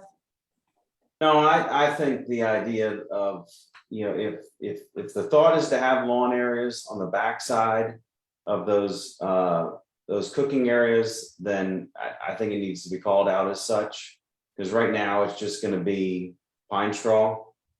And, you know, the same thing for the area between the play areas. If it's going to be an area that might be programmed or be higher use than just a bed, I think it needs to have, you know, at least a hatch or something discernible associated with it. So any area that's shown in white is essentially mulch right now. Just pine straw and or mulch. Any area that's the light gray is the proposed sod. We can adjust the minor little areas to call out mulch where, you know, those areas say mulch typical there, and then, you know, you can adjust the area, that the grilling area, to have you know, if sod's going to go back there, and then we could thicken up some more plantings in there to create that constraint from, you know, that additional plantings along that 40-foot area. So where the wax myrtle label and the QV8, I believe, and then whatever else, we can go ahead and add some additional plantings there to then create that, you know, muhly grass, you know, minor little adjustments to the planting, extend those, you know, drifts of grasses there to kind of connect to the back of the facade. And like I said, that's fine. If the thought was that kids were going to get in those spaces back there and you wanted to have a play area, you know, it's all the better to kind of give them a lawn area to, you know, work within. And, you know, I'm just making indicators of things, you know, associated with the plans that seem to, I certainly understand that the whole area is going to, you know, any disturbed areas are going to have a cover to them. But, you know, like I said, my eyes were just really drawn to the clubhouse and the pool area because of the changes and the adjustment in that circulation on the far, you know, southwest side of the property. So. Yeah, and I mean, to the string lights, I mean, they easily make string lights that have the shields on top to give it that more outdoory look with the canopy over top of it. You know, the other thing, I mean, no one, I don't know what, we can always adjust the lighting factors too by going to a different Kelvin bulb as well too. I mean, We're proposing 2700 Kelvin for those, for the string lights, but you know, we can do moonlighting down off the trellises in that area, so we can create a nightscape effect for those along Follyfield Road. I mean, even if we went to a 4500, I mean, 25 is not that, not that really, the light, the brightness of the lights more intense. But I don't know. I mean, I guess, you know, quite a few of these comments, just my initial thought, and I have to look out for the owners on this. I mean, a lot of these comments are different than our first conceptual view. I mean, you know, these are actually kind of minor as far as the broad spectrum of the whole project. I'm just looking at my notes here. Sorry for not looking up. So I mean, I think I was kind of hoping that we could just take, you know, 8 or 9 of these items and just make it all conditions and work with staff and everyone as far as continuing on with the project. You know, since I mean, quite a few of these items were never addressed initially. I understand there's different people on the board. I know some things did change a little bit. But I think it all changed to the better, honestly. I don't know if anyone has any other comments or anything, but I guess it's up to me to decide if we're gonna withdraw or go to a vote. Is that correct? Yes. I will mirror your thoughts in that this has come a long way and you made a lot of really good changes. But because we're changing roof color, we're changing fence color, we're changing colors, I think that the board will need to see that again and not just rely on staff approval for it. All right. I guess we have no choice. It's either we withdraw and wait another month or withdraw or not withdraw and wait a year. So we're going to withdraw the application. Thank you. As I said, I think the project's super close, but there's so many things that we're changing. I don't know if it'll take you a month, but you're super close. Well, with the process, Brett and John, this is Chris Darnell with the town of Hilton Head. If you all can, I know it's a quick turnaround. The deadline for the next meeting, I believe, is today, but I'm happy to work with you and I can extend that as long as possible if you all want to make some changes to this application. Yeah, I appreciate and get you in. That would get you in on the next meeting. Yeah, because that is, that's the, That would get us in for the October 12th meeting, and the deadline is today. So yeah, if I could get, let me look my calendar real quick here. We're here. I mean, would it be safe to say if I could get it to you by the 5th, all the changes? Would that work? Okay, hold on just a minute. I'm looking at my calendar too.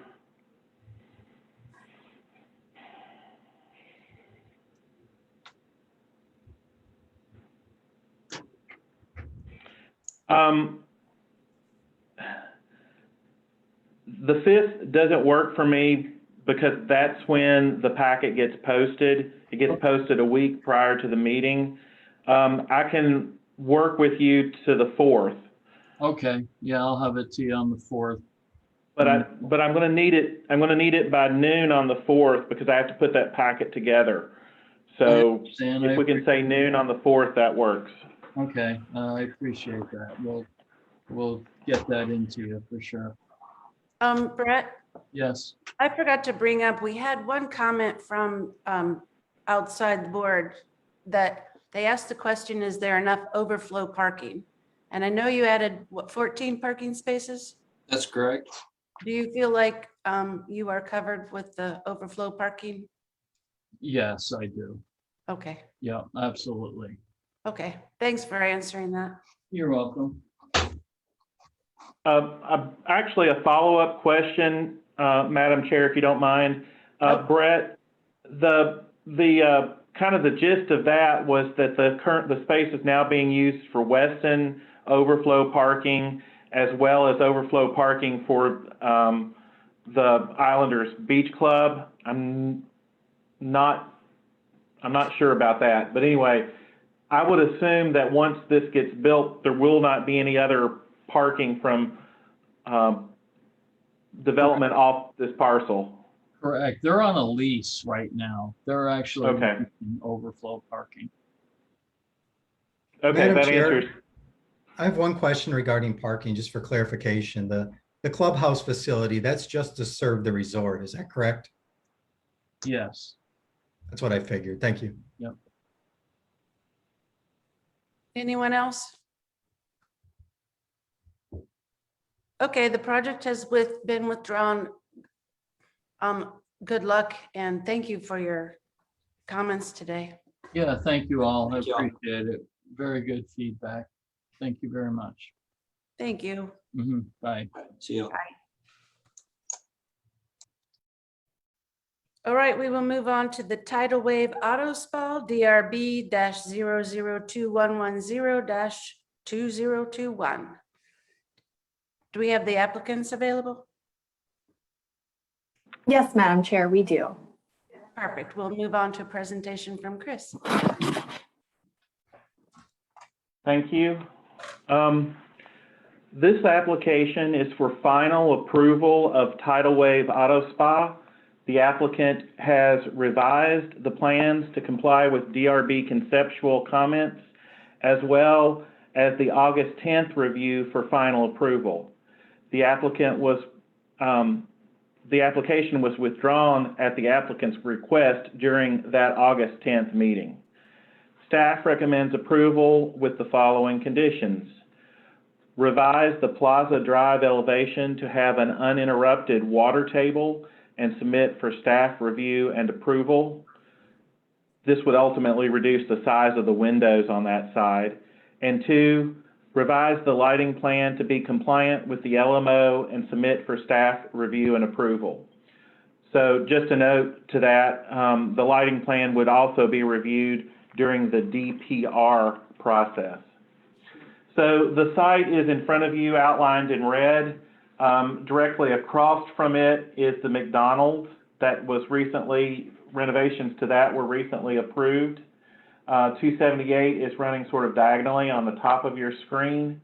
Plaza Drive runs right beside the site, and you can see the very edge of the old Sam's Club building right below, at the bottom of the screen below the site. I think Matthews is on the left-hand side.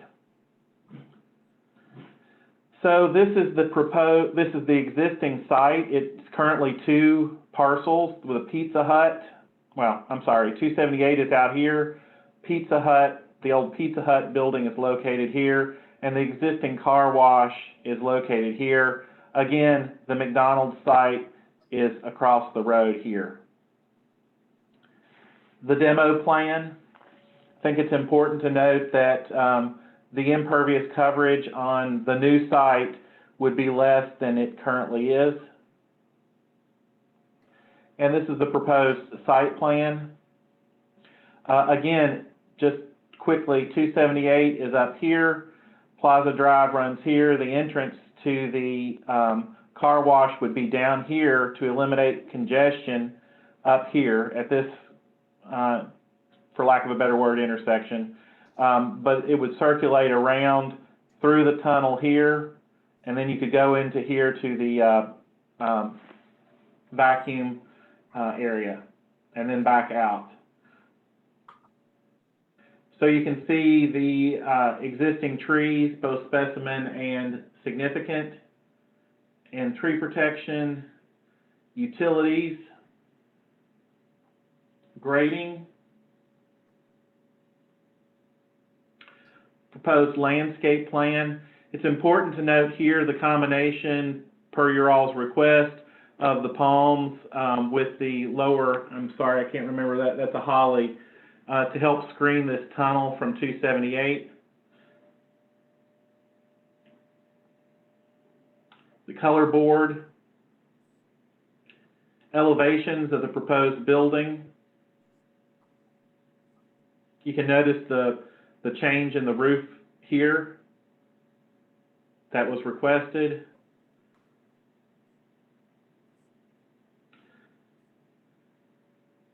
And again, the change in the roof is noted here as well on the vacuum canopies. Sections, bird's eye elevation, more illustrations, lighting plan. The current proposed lighting plan is not compliant with the LMO. It's too bright in this area.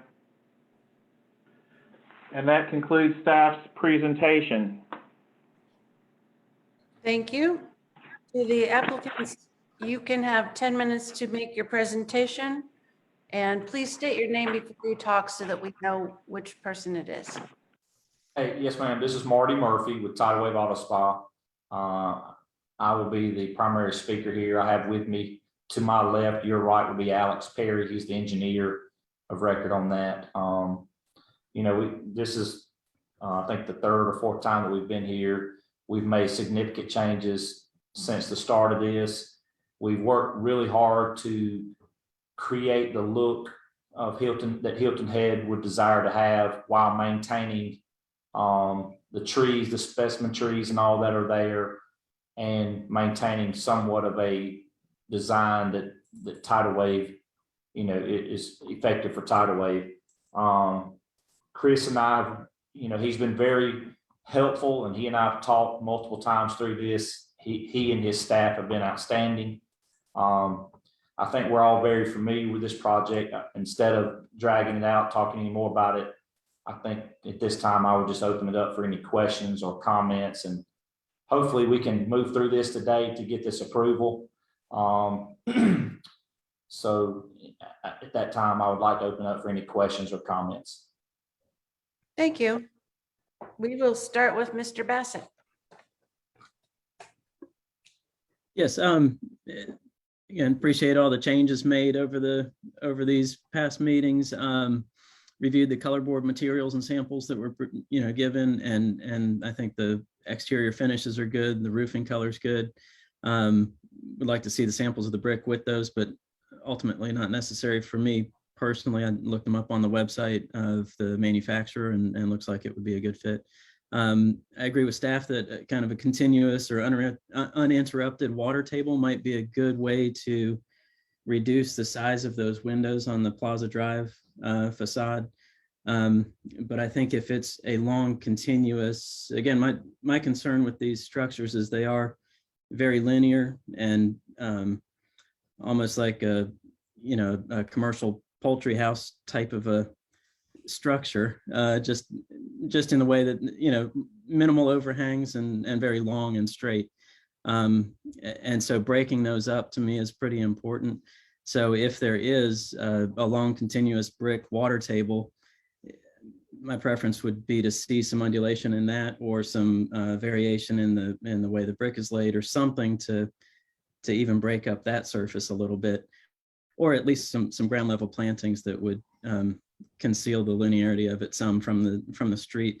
With the roof lines, I'm assuming that those have been changed to multiple layers. It wasn't clear on like sheet PR6 and PR7, the bird's eye view, and the view 2 from the southwest. It still shows a single continuous roof line on the vacuum canopies. I'm assuming those just haven't been modified, but am I correct in assuming that those will now be multiple layers of roof lines? Yes, sir, and it does depict on the sheets that you're looking at. It shows, you have to look at it, pick up the lines that cross over each other, but it does depict that the roof lines have been modified. Okay, I just didn't see it on that second one there, the view number 2. Yes, sir. View from the southwest. And really, in reality, those buildings kind of break up each other from the street view. But I do still have concerns about how, just long and straight those are, and didn't really see where those roof lines have much of a variation in them. Other than that, I didn't really have any further questions. As long as those roof lines are in fact broken up, I'm good with those. Yes, sir. Thank you. Mr. Karstens. Obviously, like you all have said, we've been through a number of steps on this one. I appreciate the consideration on the landscape side. Circulation looks good. I would question, I guess folks are able to come in and use the vacuums, or everybody has to go through the pay stall first? You have to go through the pay stall first. Okay. I just a clarification for my own sake. Yes, but I think everything looks good. I would say I'm not sure if the sago in the one middle planting island qualifies as a tree for a landscape median tree. I don't know if staff will call out on that, considering it is an automotive centric kind of situation here. But otherwise, I think I'm feeling good about the elevations overall. Yeah, there. I'm feeling good about the elevations overall, especially those most public frontages and the kind of how they're unified across. I'll look forward to hearing if anybody else has any comments, but I'm on board right now. Thank you. Mr. Molesky. Yes, thank you. Yeah, overall, I like everything. If you want to find a picture, it could be that pretty artistic rendering that's kind of a sky view or something there that kind of has the dumpster in the bottom right-hand corner. Yeah, that's good there. I know we had talked about this a couple of times. I like how you broke up the roof as you enter the car wash there, so that's at a little different elevation. When we look at that bottom picture there, is there any opportunity for those vacuum canopies along the back to perhaps do something similar? Again, whether we break those into thirds and have the top third be a slightly different elevation, or is that what we're showing there and I'm missing it? Yes, sir. That's what's shown there. Sheet PR4, those elevations are broken up. They're broken up into essentially thirds. Beautiful. Okay, that's great. And then I wanted to ask, if you go back to that previous picture there, I guess Chris is at the helm there with the computer where you showed that sky view. The vacuum canopy closest to the car wash building, again, just in an attempt to try to minimize the amount of roof structure there.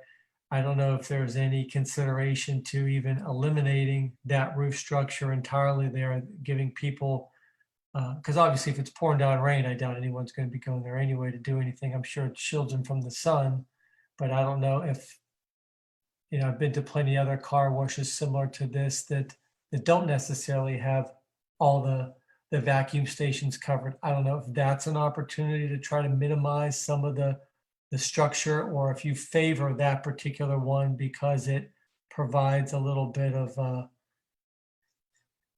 buffer from the street. But again, I'm just fishing for ways to try to reduce some of the roof structure. Other than that, then So in a previous meeting, we had the discussion, and I think it was, and I may be wrong, but I think it was an overall consensus that would we prefer to see that nice structure there with brick columns, or would you rather see the boom vacs? We've had that discussion. And I think the overall consensus was we'd rather have that structure than we had those boom vacs. And boom vacs are essentially round tubular poles with an arch system with the hoses hanging from that arch system. So that's why we left that in there. Now, we would take that off. It would save us about $50,000 in that particular case. Let's see, Mr. Chris, go. Anyway, that certainly could be in consideration to remove that canopy, but I thought we had already had that discussion before that was not favored over the vacuum canopy itself, because internally up in the roof system of that canopy houses the piping or the vacuum components, with the exception of just the actual hose and wand that will be attached to the column that comes down. So I guess what I was suggesting, with that being so close to the car wash building, is there opportunity to put everything you just described that would typically be in the roof structure to perhaps contain it in the roof structure of the car wash facility, and then still just have the hoses there? No, sir, you could not do that. So I'll throw that out to the rest of the board. If we have three vacuum canopy structures, and I apologize if I'm revisiting something that you feel that everybody agreed on last time. It wasn't that clear to me, but yes, sir. No, it's fine. I wouldn't mind, foregoing some of that structure just so it just doesn't feel so Yes, dense. sir. Anyway, other than that, I appreciate you guys. Everything that you're doing here. I think it's going to be pretty cool looking car wash site. So thank you. Yes, sir. Thank you. Thank you, Mr. McAllister.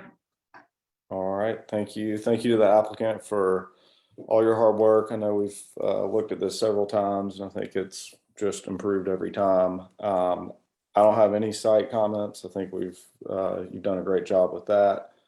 I believe the last meeting, it really just kind of boiled down to getting that roof line broken up a little bit, and I think you've done a good job on that. So I support it as is. I would, going back to Mr. Molesky's conversation, I would personally rather see the structure than see an exposed vacuum equipment. So those are my comments. Thank you. Thank you, Ms. Lippert. Thank you. I want to thank the applicant. I do feel that you implemented all of the massing changes that we discussed. Initially, I was going to fully agree with staff about the water table, the brick water table, but I thought Mr. Bassett brought up a good point. So I guess you could call it a hybrid. I would like to see the water table on the 5 bays that are not projecting on the west elevation. And I think that would, everything else to me looks very good. For cleaning up the documentation, I think PR.1 needs to get updated to get rid of the white Old Castle split face sill call out on the finish schedule. And other than that, I'm good with the project, and I'm in favor of keeping the structure over all the vacuum areas. Thank you. Ms. Lippert, back to the discussion of the white precast water table. I think we had kind of discussed, and I apologize, but we had discussed possibly doing a soldier's course at that particular junction. And I think it's portrayed as that maybe, but my architect just left that on as part of the digital color board. Would that be appropriate there, Ms. Lippert? Yeah, I mean, the roll lock sill, as you show on all the rest of the drawings, Yes, ma'am. is good. And so I'm just saying, really, to clean up the documentation, this is not something that, you know, it would be just a submittal to staff with that, because there is no condition of that split face block, if I'm understanding correctly, There on is the no project split face. anymore. Right. We don't have So that. it's literally just about cleaning up the documentation, so nobody questions why it's been approved with that and where is it? Because yes, on all the other drawings, you show the roll lock brick sills. Yes, ma'am. Okay, thank you. Thank you. Mr. Brown. Chris, could you please show the east and west elevation? I just want to make sure I understand correctly, because after the last meeting, I thought one of the conditions was to have the uninterrupted water table brick along that west elevation. And I guess I had just assumed it would be on the east elevation as well. Am I understanding that correctly? With foundation plantings in front of it? Chris, is that staff's recommendation? I'm sorry, it was not, I was not clear who that was addressed to. I believe, or it's my understanding that at the last review, that the way it was worded, that the windows should be reduced. There was not a requirement to continue the water table across, and that is staff's recommendation that it be continued across. And yes, if you're going to do it in one place, I would think you would do it in the other as well. So if you're going to do it on the west elevation, then I would think you would do it at the east elevation as well. Yeah, thank you for the clarification. I support that with foundation plantings. Thank you. Thank you. Annette, could you tell me which 5 windows, are you talking about the west elevation? You would raise the water table line up on the 2 right windows and the 3 left, or 3 right and 2 left? Exactly, yes. Okay. I like that idea a lot. I do too. Okay. This is just a paperwork clarification, page PR.6. It says the east view, but I think it's the west side right there. Yeah. Drawing 2. Because I looked at it and went, wait, that changed. And I think that's all my comments. Does anyone else have anything to add? I agree regarding the water table on the, I'll say the Plaza Drive facing side. Doing the 5, raising the water table over the 5 windows and then leaving that center section as is. I think that would be a nice change. Anyone else? Would someone like to make a motion?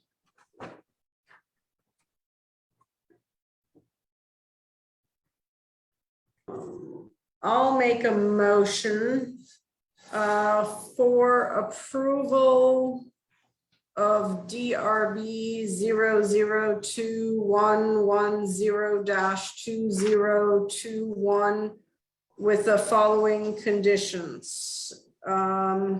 Staff comment number 2 about the lighting plan. Staff comment about the physical color board. And for PR.1 to have the brick, the split face brick removed. PR.6 for just a revision on the orientation of the view. And for the the brick water table to get raised in the 5 bays on the west elevation. Thank you. Do we have a second? Madam Chair, I'm sorry, I missed the next to the last condition. It was PR.6. Annette, can you? It just was, have the view labeled wrong. It should say west side instead of east side. Thank you. Do we have a second? I'll second. Thank you. Madam Chair, I just have a question for clarification to make sure I understand the motion. The back side of the building, the east elevation, the water table's being raised on the back side as well, correct? I didn't no. get that Okay. either. Okay. Okay, I understand the motion. Thank you. Thank you. I'm sorry, now staff does not understand the motion. What, would you please clarify Mr. Brown's question again, please? Yeah, so my motion was only for the 5 window bays that are sort of set back on the west elevation for the water table to get raised across those 5 window bays. Thank you for the clarification. I understand. Thank you. Teresa, could you please call the roll? Certainly. Mr. Brown, Approve. Ms. Lippert, Yes. Mr. McAllister, Yes. Mr. Molesky, Yes. Mr. Carstens, Yes. Mr. Bassett, Yes. Ms. Fox. Yes. Motion carries 7-0. Thank you. We will now move on to new development Thank conceptual. you. Yep. Thank you. We will now move on to waterfront restaurant DRB-002107-2021. We will have a presentation. Chris? Thank you, Madam Chair. Earlier this year, the DRB approved Benny Hudson's Seafood's new market by the dockhead. This application is for a restaurant adjacent to that, and the restaurant aims to embody the character of the existing waterfront with a modern island feel. The restaurant is part of a number of improvements on the site in conformance with the property's restrictive covenants. A partial demolition and refacing of the marine office building will be submitted to the DRB as a separate project. This new restaurant will have expansive views of Skull Creek and will anchor a site with waterfront seafood, dock, and marine operations. It sits back from the creek in the clearing and maintains the existing lawn space between buffering the waterfront. The entrance is nestled between the large live oak trees for an arrival experience. Loading and back of house spaces are located to the right of the site with restricted access to the marine railway. 2 gable elements reminiscent of an old boat barn bookend an open dining room which reduces the scale of the second floor and the building overall. Honest materials have been selected with a nod to the new seafood market and a modern island character.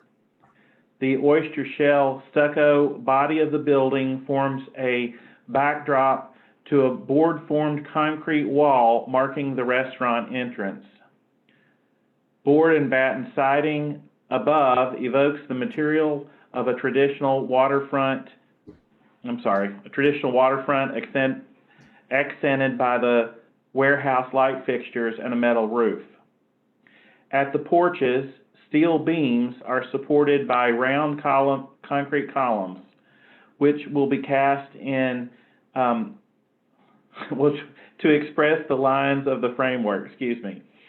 Wood look aluminum louvers define the rear elevation, providing visual interest and sun control for the dining room. So staff recommends approval as submitted. And a reminder, this is a conceptual review, so it'll be back for final, where we'll see a color board then, a physical color board. And you all are not seeing my screen, so here we are. The site is outlined in red. This is Squire Pope Road running diagonally to the right side of the screen. The site of the new Benny Hudson Seafood is right here at the head of this dock. The restaurant site will pretty much sit right here. You can see that live oak that will sit in front of it. We'll see that in a minute. But this is the site of the new restaurant. So we'll get just some pictures of the area, of the site and the area. Again, this is the dock. Going down to the new seafood site, Seafood Benny Hudson's would sit right over here, and the restaurant sits over here. Just a building on the site. The marine, I believe this is the marine office. Adjacent property.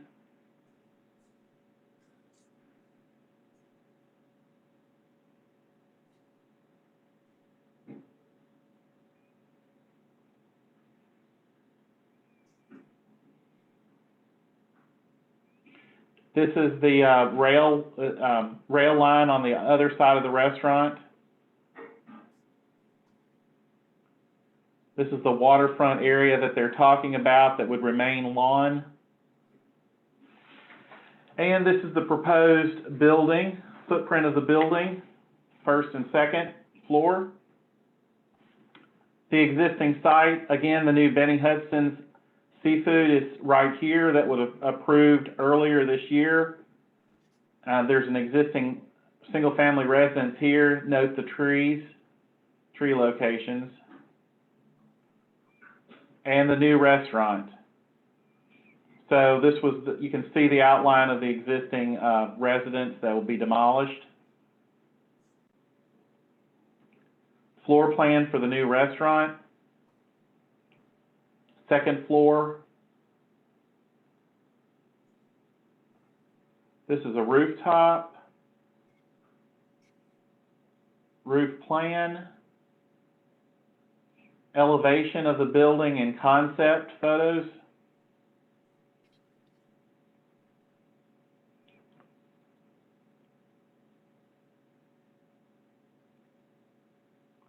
Sections. The proposed color board for, I'm sorry, this is the proposed color board for Benny Hudson Seafood. I added it just so as a reference for what was approved. And the color board, proposed color board for the new restaurant. Again, this is a conceptual review, and at final you'll see the physical samples. And that concludes staff's presentation. Thank you. Are the applicants available? Yes, Tom Parker with PDG, and I'm joined with Joe DePaul, the project architect. And Chris, thank you for your thorough presentation of this project. We're all pretty excited about it. Overall, I think the presentation covered it. Covered all the high points. Did mention that there was a second floor. There actually isn't a second floor. It's just a rooftop. So we have a tall interior space, and then you go upstairs. There's a small vestibule at the top, and then you go out onto the rooftop. Rooftop has a covered bar, and then an open to the sky area. So it is a one-story heated building with a rooftop entertainment area, bar, restaurant on top. And we also have with us Brendan Riley from the Surge Group and Nathan Sturry, who's our civil engineer from Cranston Engineering. They're on as well. Coastal Restaurants and Bars, not Surge Group. Wow, there's a faux wow. pas. Thank you, Brendan. So the overall theme here is we're really trying to capture a island style, the Hilton Head Island style. Not so much the stereotypical things you see around. This is a little cleaner look. It's really inspired by the early architecture of Hilton Head. The young architects then in the 60s were really looking to Sea Ranch and the coastal communities that had a contemporary style. That's really what Hilton Head was. And the Hilton Head style is still that. It's informed by the low country vernacular, but it's still, there is a contemporary element to it. And Hilton Head's always had that. And we're trying to capture that with this building so that it'll be unique, clean line, but with natural materials used in an authentic way. And that's really what we're trying to capture here. Yes. Well, very, very fortunate to have a nice, naturally open space to work with. We've set the building up to really take advantage of the feature live oak that's by the existing home, and establish that on the entry, locate the entry so it relates to the existing seafood market. And then the rail line is kind of a cool element of the site where they can actually pull boats up on some rail lines to work with them. But we want that to be its own separate piece and not encouraging people to go over that way. So we've really located the kitchen and the back house operations over on that side of the site.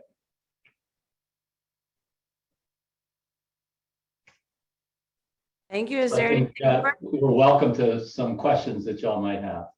Perfect. We will start with Mr. Brown. I enjoyed reviewing the application. My comments are short as this is conceptual review. I made a note. I look forward to reviewing the landscape plan. I encourage you to pay particular attention with your utility layout plan, especially with that specimen live oak. I'm sure you would anyways, but as well as the paving and grading plan, which I know we'll see at final. This is more of a question for the other board members to help me. The formed concrete wall and columns, I just really like to hear your feedback on that. It might be super sharp. I'm just not sure. My initial reaction when I saw the columns was it was like bridge pile, but like I said, it could look really cool. I'm just need some help from the other board members. Thank you. Thank you, Ms. Lippert. Thank you. Mr. Brown, to address that, I think you weren't yet on the board when we reviewed the seafood market building proposed also on that site. That also has the same detailing of the exposed concrete columns that's been poured into a sonotube. I'm okay with that look. I think there's sort of a plaza being developed in this area via these different buildings. So I think that will work well with some of the detailing that I'm seeing peeked up from the seafood market. Now that said, especially with hearing the description of this being described as a single-story building with a rooftop, my overall impression is that the proportions of this building feel very tall, which to me are probably the one component. I kept trying to put sort of my finger on what was it that made me not feel settled about this project. And first I was trying to see, are there too many materials? Are there too many different shapes, too many different vertical versus round versus things like that? And I think sort of in just reviewing it yet again, to me, there's a little bit too much verticality in the massing of the building and a little bit of a scale question, especially when reviewing it next to the seafood market, which is a much smaller building and yet in proportion feels almost bigger than the two very tall gable elements on the rooftop area of this restaurant, which to me should feel like a bigger scale. I find that the right and the rear elevation are probably the most successful. I think this is definitely going in the right direction. I like, I think it's nice to push the envelope and say we're doing a modern take on Low Country. I think they're just on the front and left elevation. I think there just needs to be perhaps a bit of a simplification and readjusting of proportions. I think it will be really important that we see a physical sample of the wood look aluminum sun controlled blades with a final submittal. Those are my comments. Thank you. Thank you. Mr. McAllister? Thank you. Overall, I really like this project. I think the building is really looks like a kind of space that I'd want to hang out at. I like what you've done with some of the use of the materials and tying it into the Benny Hudson's project that we looked at recently. Overall, I like where it's headed. I don't really have anything to add. Look forward to seeing it in final. Thank you, Mr. Molesky.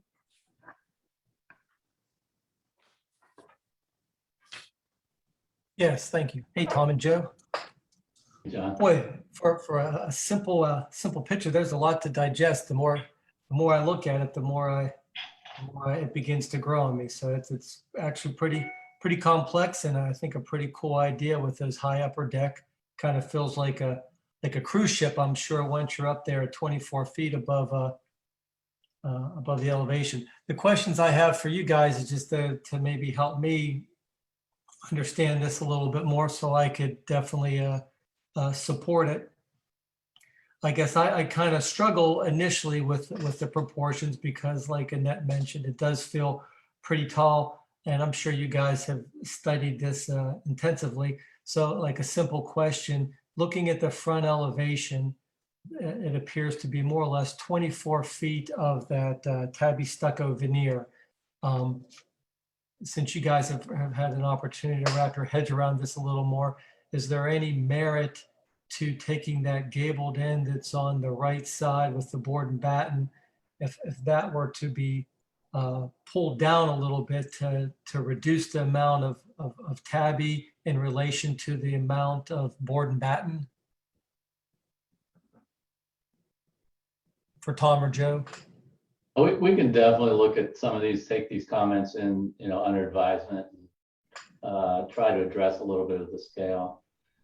The overall building is purposefully tall, and it's as if there was a boat warehouse there and this was added onto and around, so that the proportion of the stucco that we're talking about, the original building, is purposefully a bit taller proportion-wise, 1/3, 2/3, vertically, if you're looking at the stair tower on the right-hand side. That's done with intention.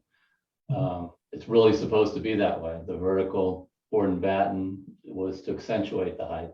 So we can look at some of these things. If the board's in agreement, we can play with proportions, play with the lines, see if we can maybe not accentuate the vertical as much. The strong horizontal concrete board form concrete wall is sort of acting as a counter to that verticality across the front. There's also a large oak tree in the front of where the circle and the large window is, that is really in front of all of that and taller than this building. So we feel that, a lot of that is working in its environment pretty well. And some of the things have been pointed out that we can definitely take that under advisement. See if we can appreciate that. Soften it up a little bit. Yeah, and I'm not trying to second guess you guys at all. I obviously respect what you guys do. I just wanted to get a little understanding of what the thought process was there. And in the same vein, the steel and aluminum trellis screen, I guess that appears only to exist in the front elevation, where the back it's obviously open so you can enjoy the views out. Can you help me understand how that element, the purpose of that element along the front elevation. So on the front elevation, we don't actually have that sunscreen detail. And this sunscreen detail is very, very similar to the new beach park. It's a functional screen because we have that westerly sun on this building. And it also has again, it's contrasting the verticality of the building with this horizontal line across the back. It doesn't show on the front. The front wanted to be a bit softer and a bit more conventional as far as the elements that you see, the gable, the shed, the low pitch shed, the hip, the common elements that you expect to see, roof elements. That piece that connects the two high gables is actually a trellis with some, we haven't totally worked it out, but like a hog fence, wire, maybe a wire thing, something like that. But there's a grid on top of that. It's a wire grid. And then there's planters behind that the vines will grow on. So that'll have greenery growing on it all the way across that top part. And that element is different than the element on the back. And that's where we, I think I heard a comment, there are a lot of pieces. These are the things we can probably simplify and eliminate some of the elements just to maybe make it a little quieter. But that is actually a green wall. When it's all finished, that should be a green wall all the way across there on the trellis parts that you see. Okay.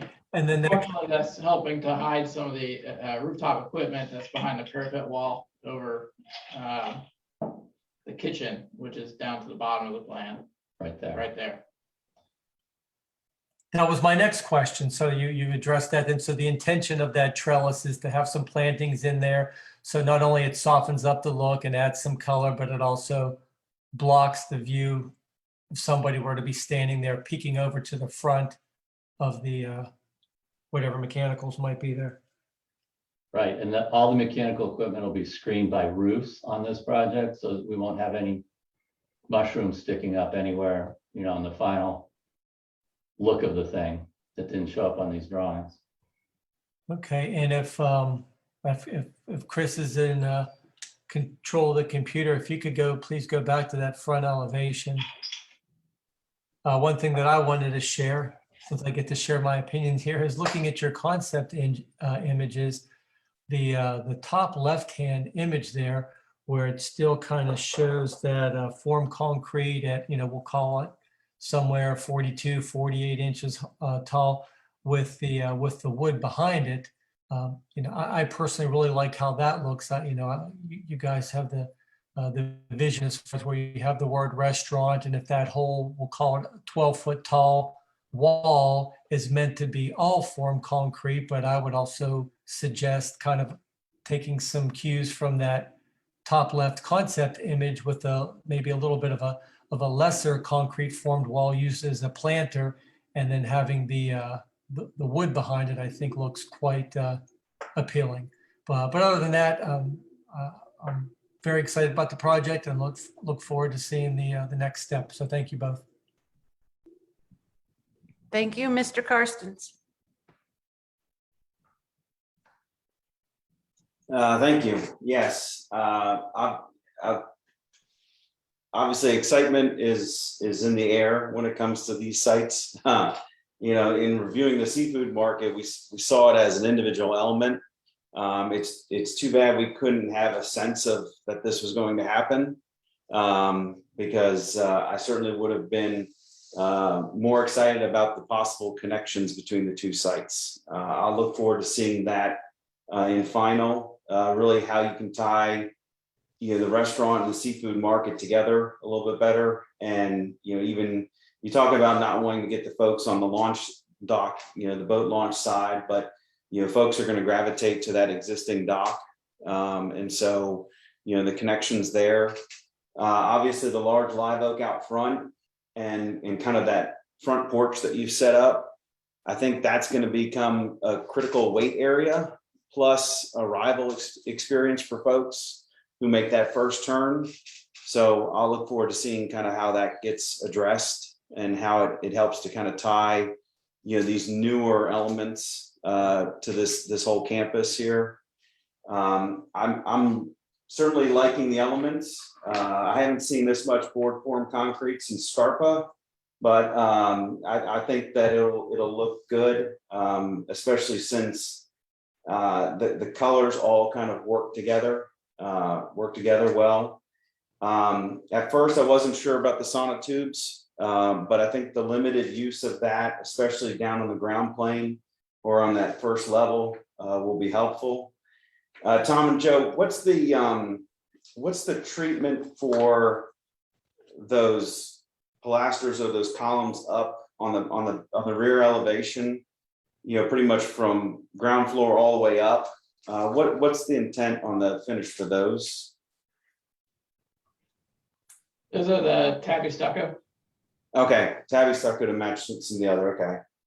I certainly like what you're able to tell Mr. Molesky as far as the trellis and the ability to kind of get some green on that. I know it's going to be hot up there, so I'm sure that there will be some other shade elements. If that's the case, you know, it'd be great to kind of have a sense of what that might be at final.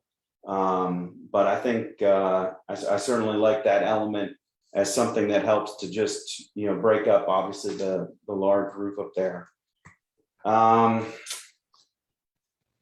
You know, I don't have much to say. I mean, otherwise on the architecture, I wasn't sure initially in thinking about the arrival if that large window that will be over the vestibule and over that lounge area at the top of the steps, if there wouldn't be either like a louvered element or something associated with that would tie the front to back a little bit. But I certainly understand it as a big feature to help get as much light into that interior space as possible also. That left elevation again, you know, that's that elevation that shares with the market.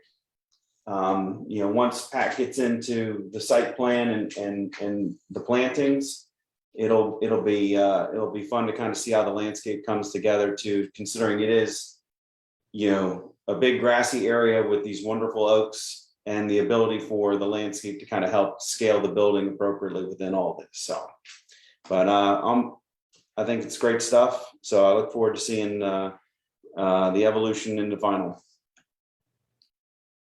Thank you, Mr. Bassett.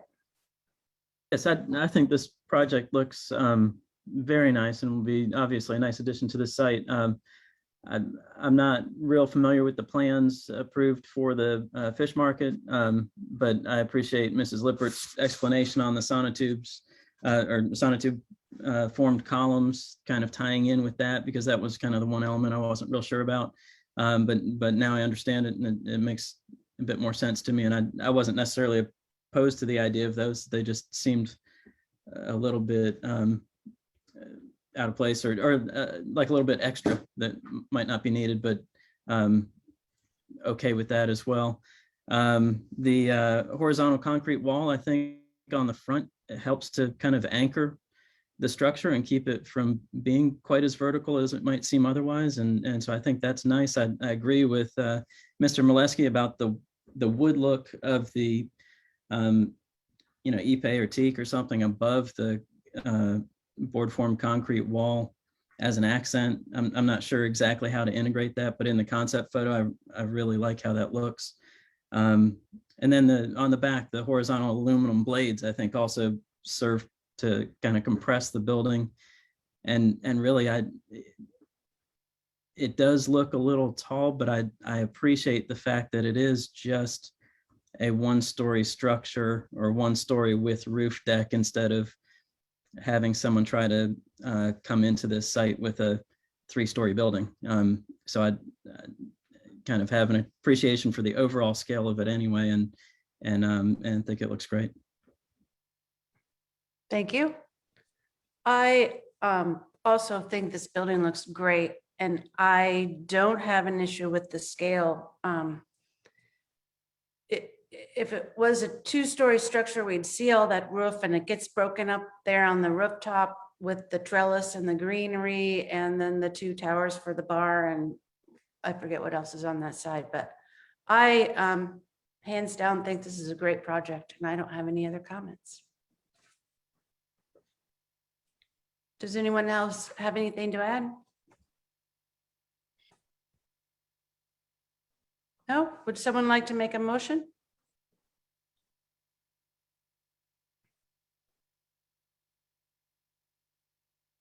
I mean, I'll go ahead and this will be a simple, straightforward one. A motion to approve DRB number 002107-2021 conceptual design as submitted. Thank you. Is there a second? Second. Thank you. Teresa, please call the roll. Mr. Brown, Yes. Ms. Lippert, Yes. Mr. McAllister, Yes. Mr. Molesky, Yes. Mr. Carson, Yes. Mr. Bassett, Yes. Ms. Foss. Yes. Motion carries 7-0. Thank you to the applicants. Thank you. Thank you. To the board, do we have any board business to bring up?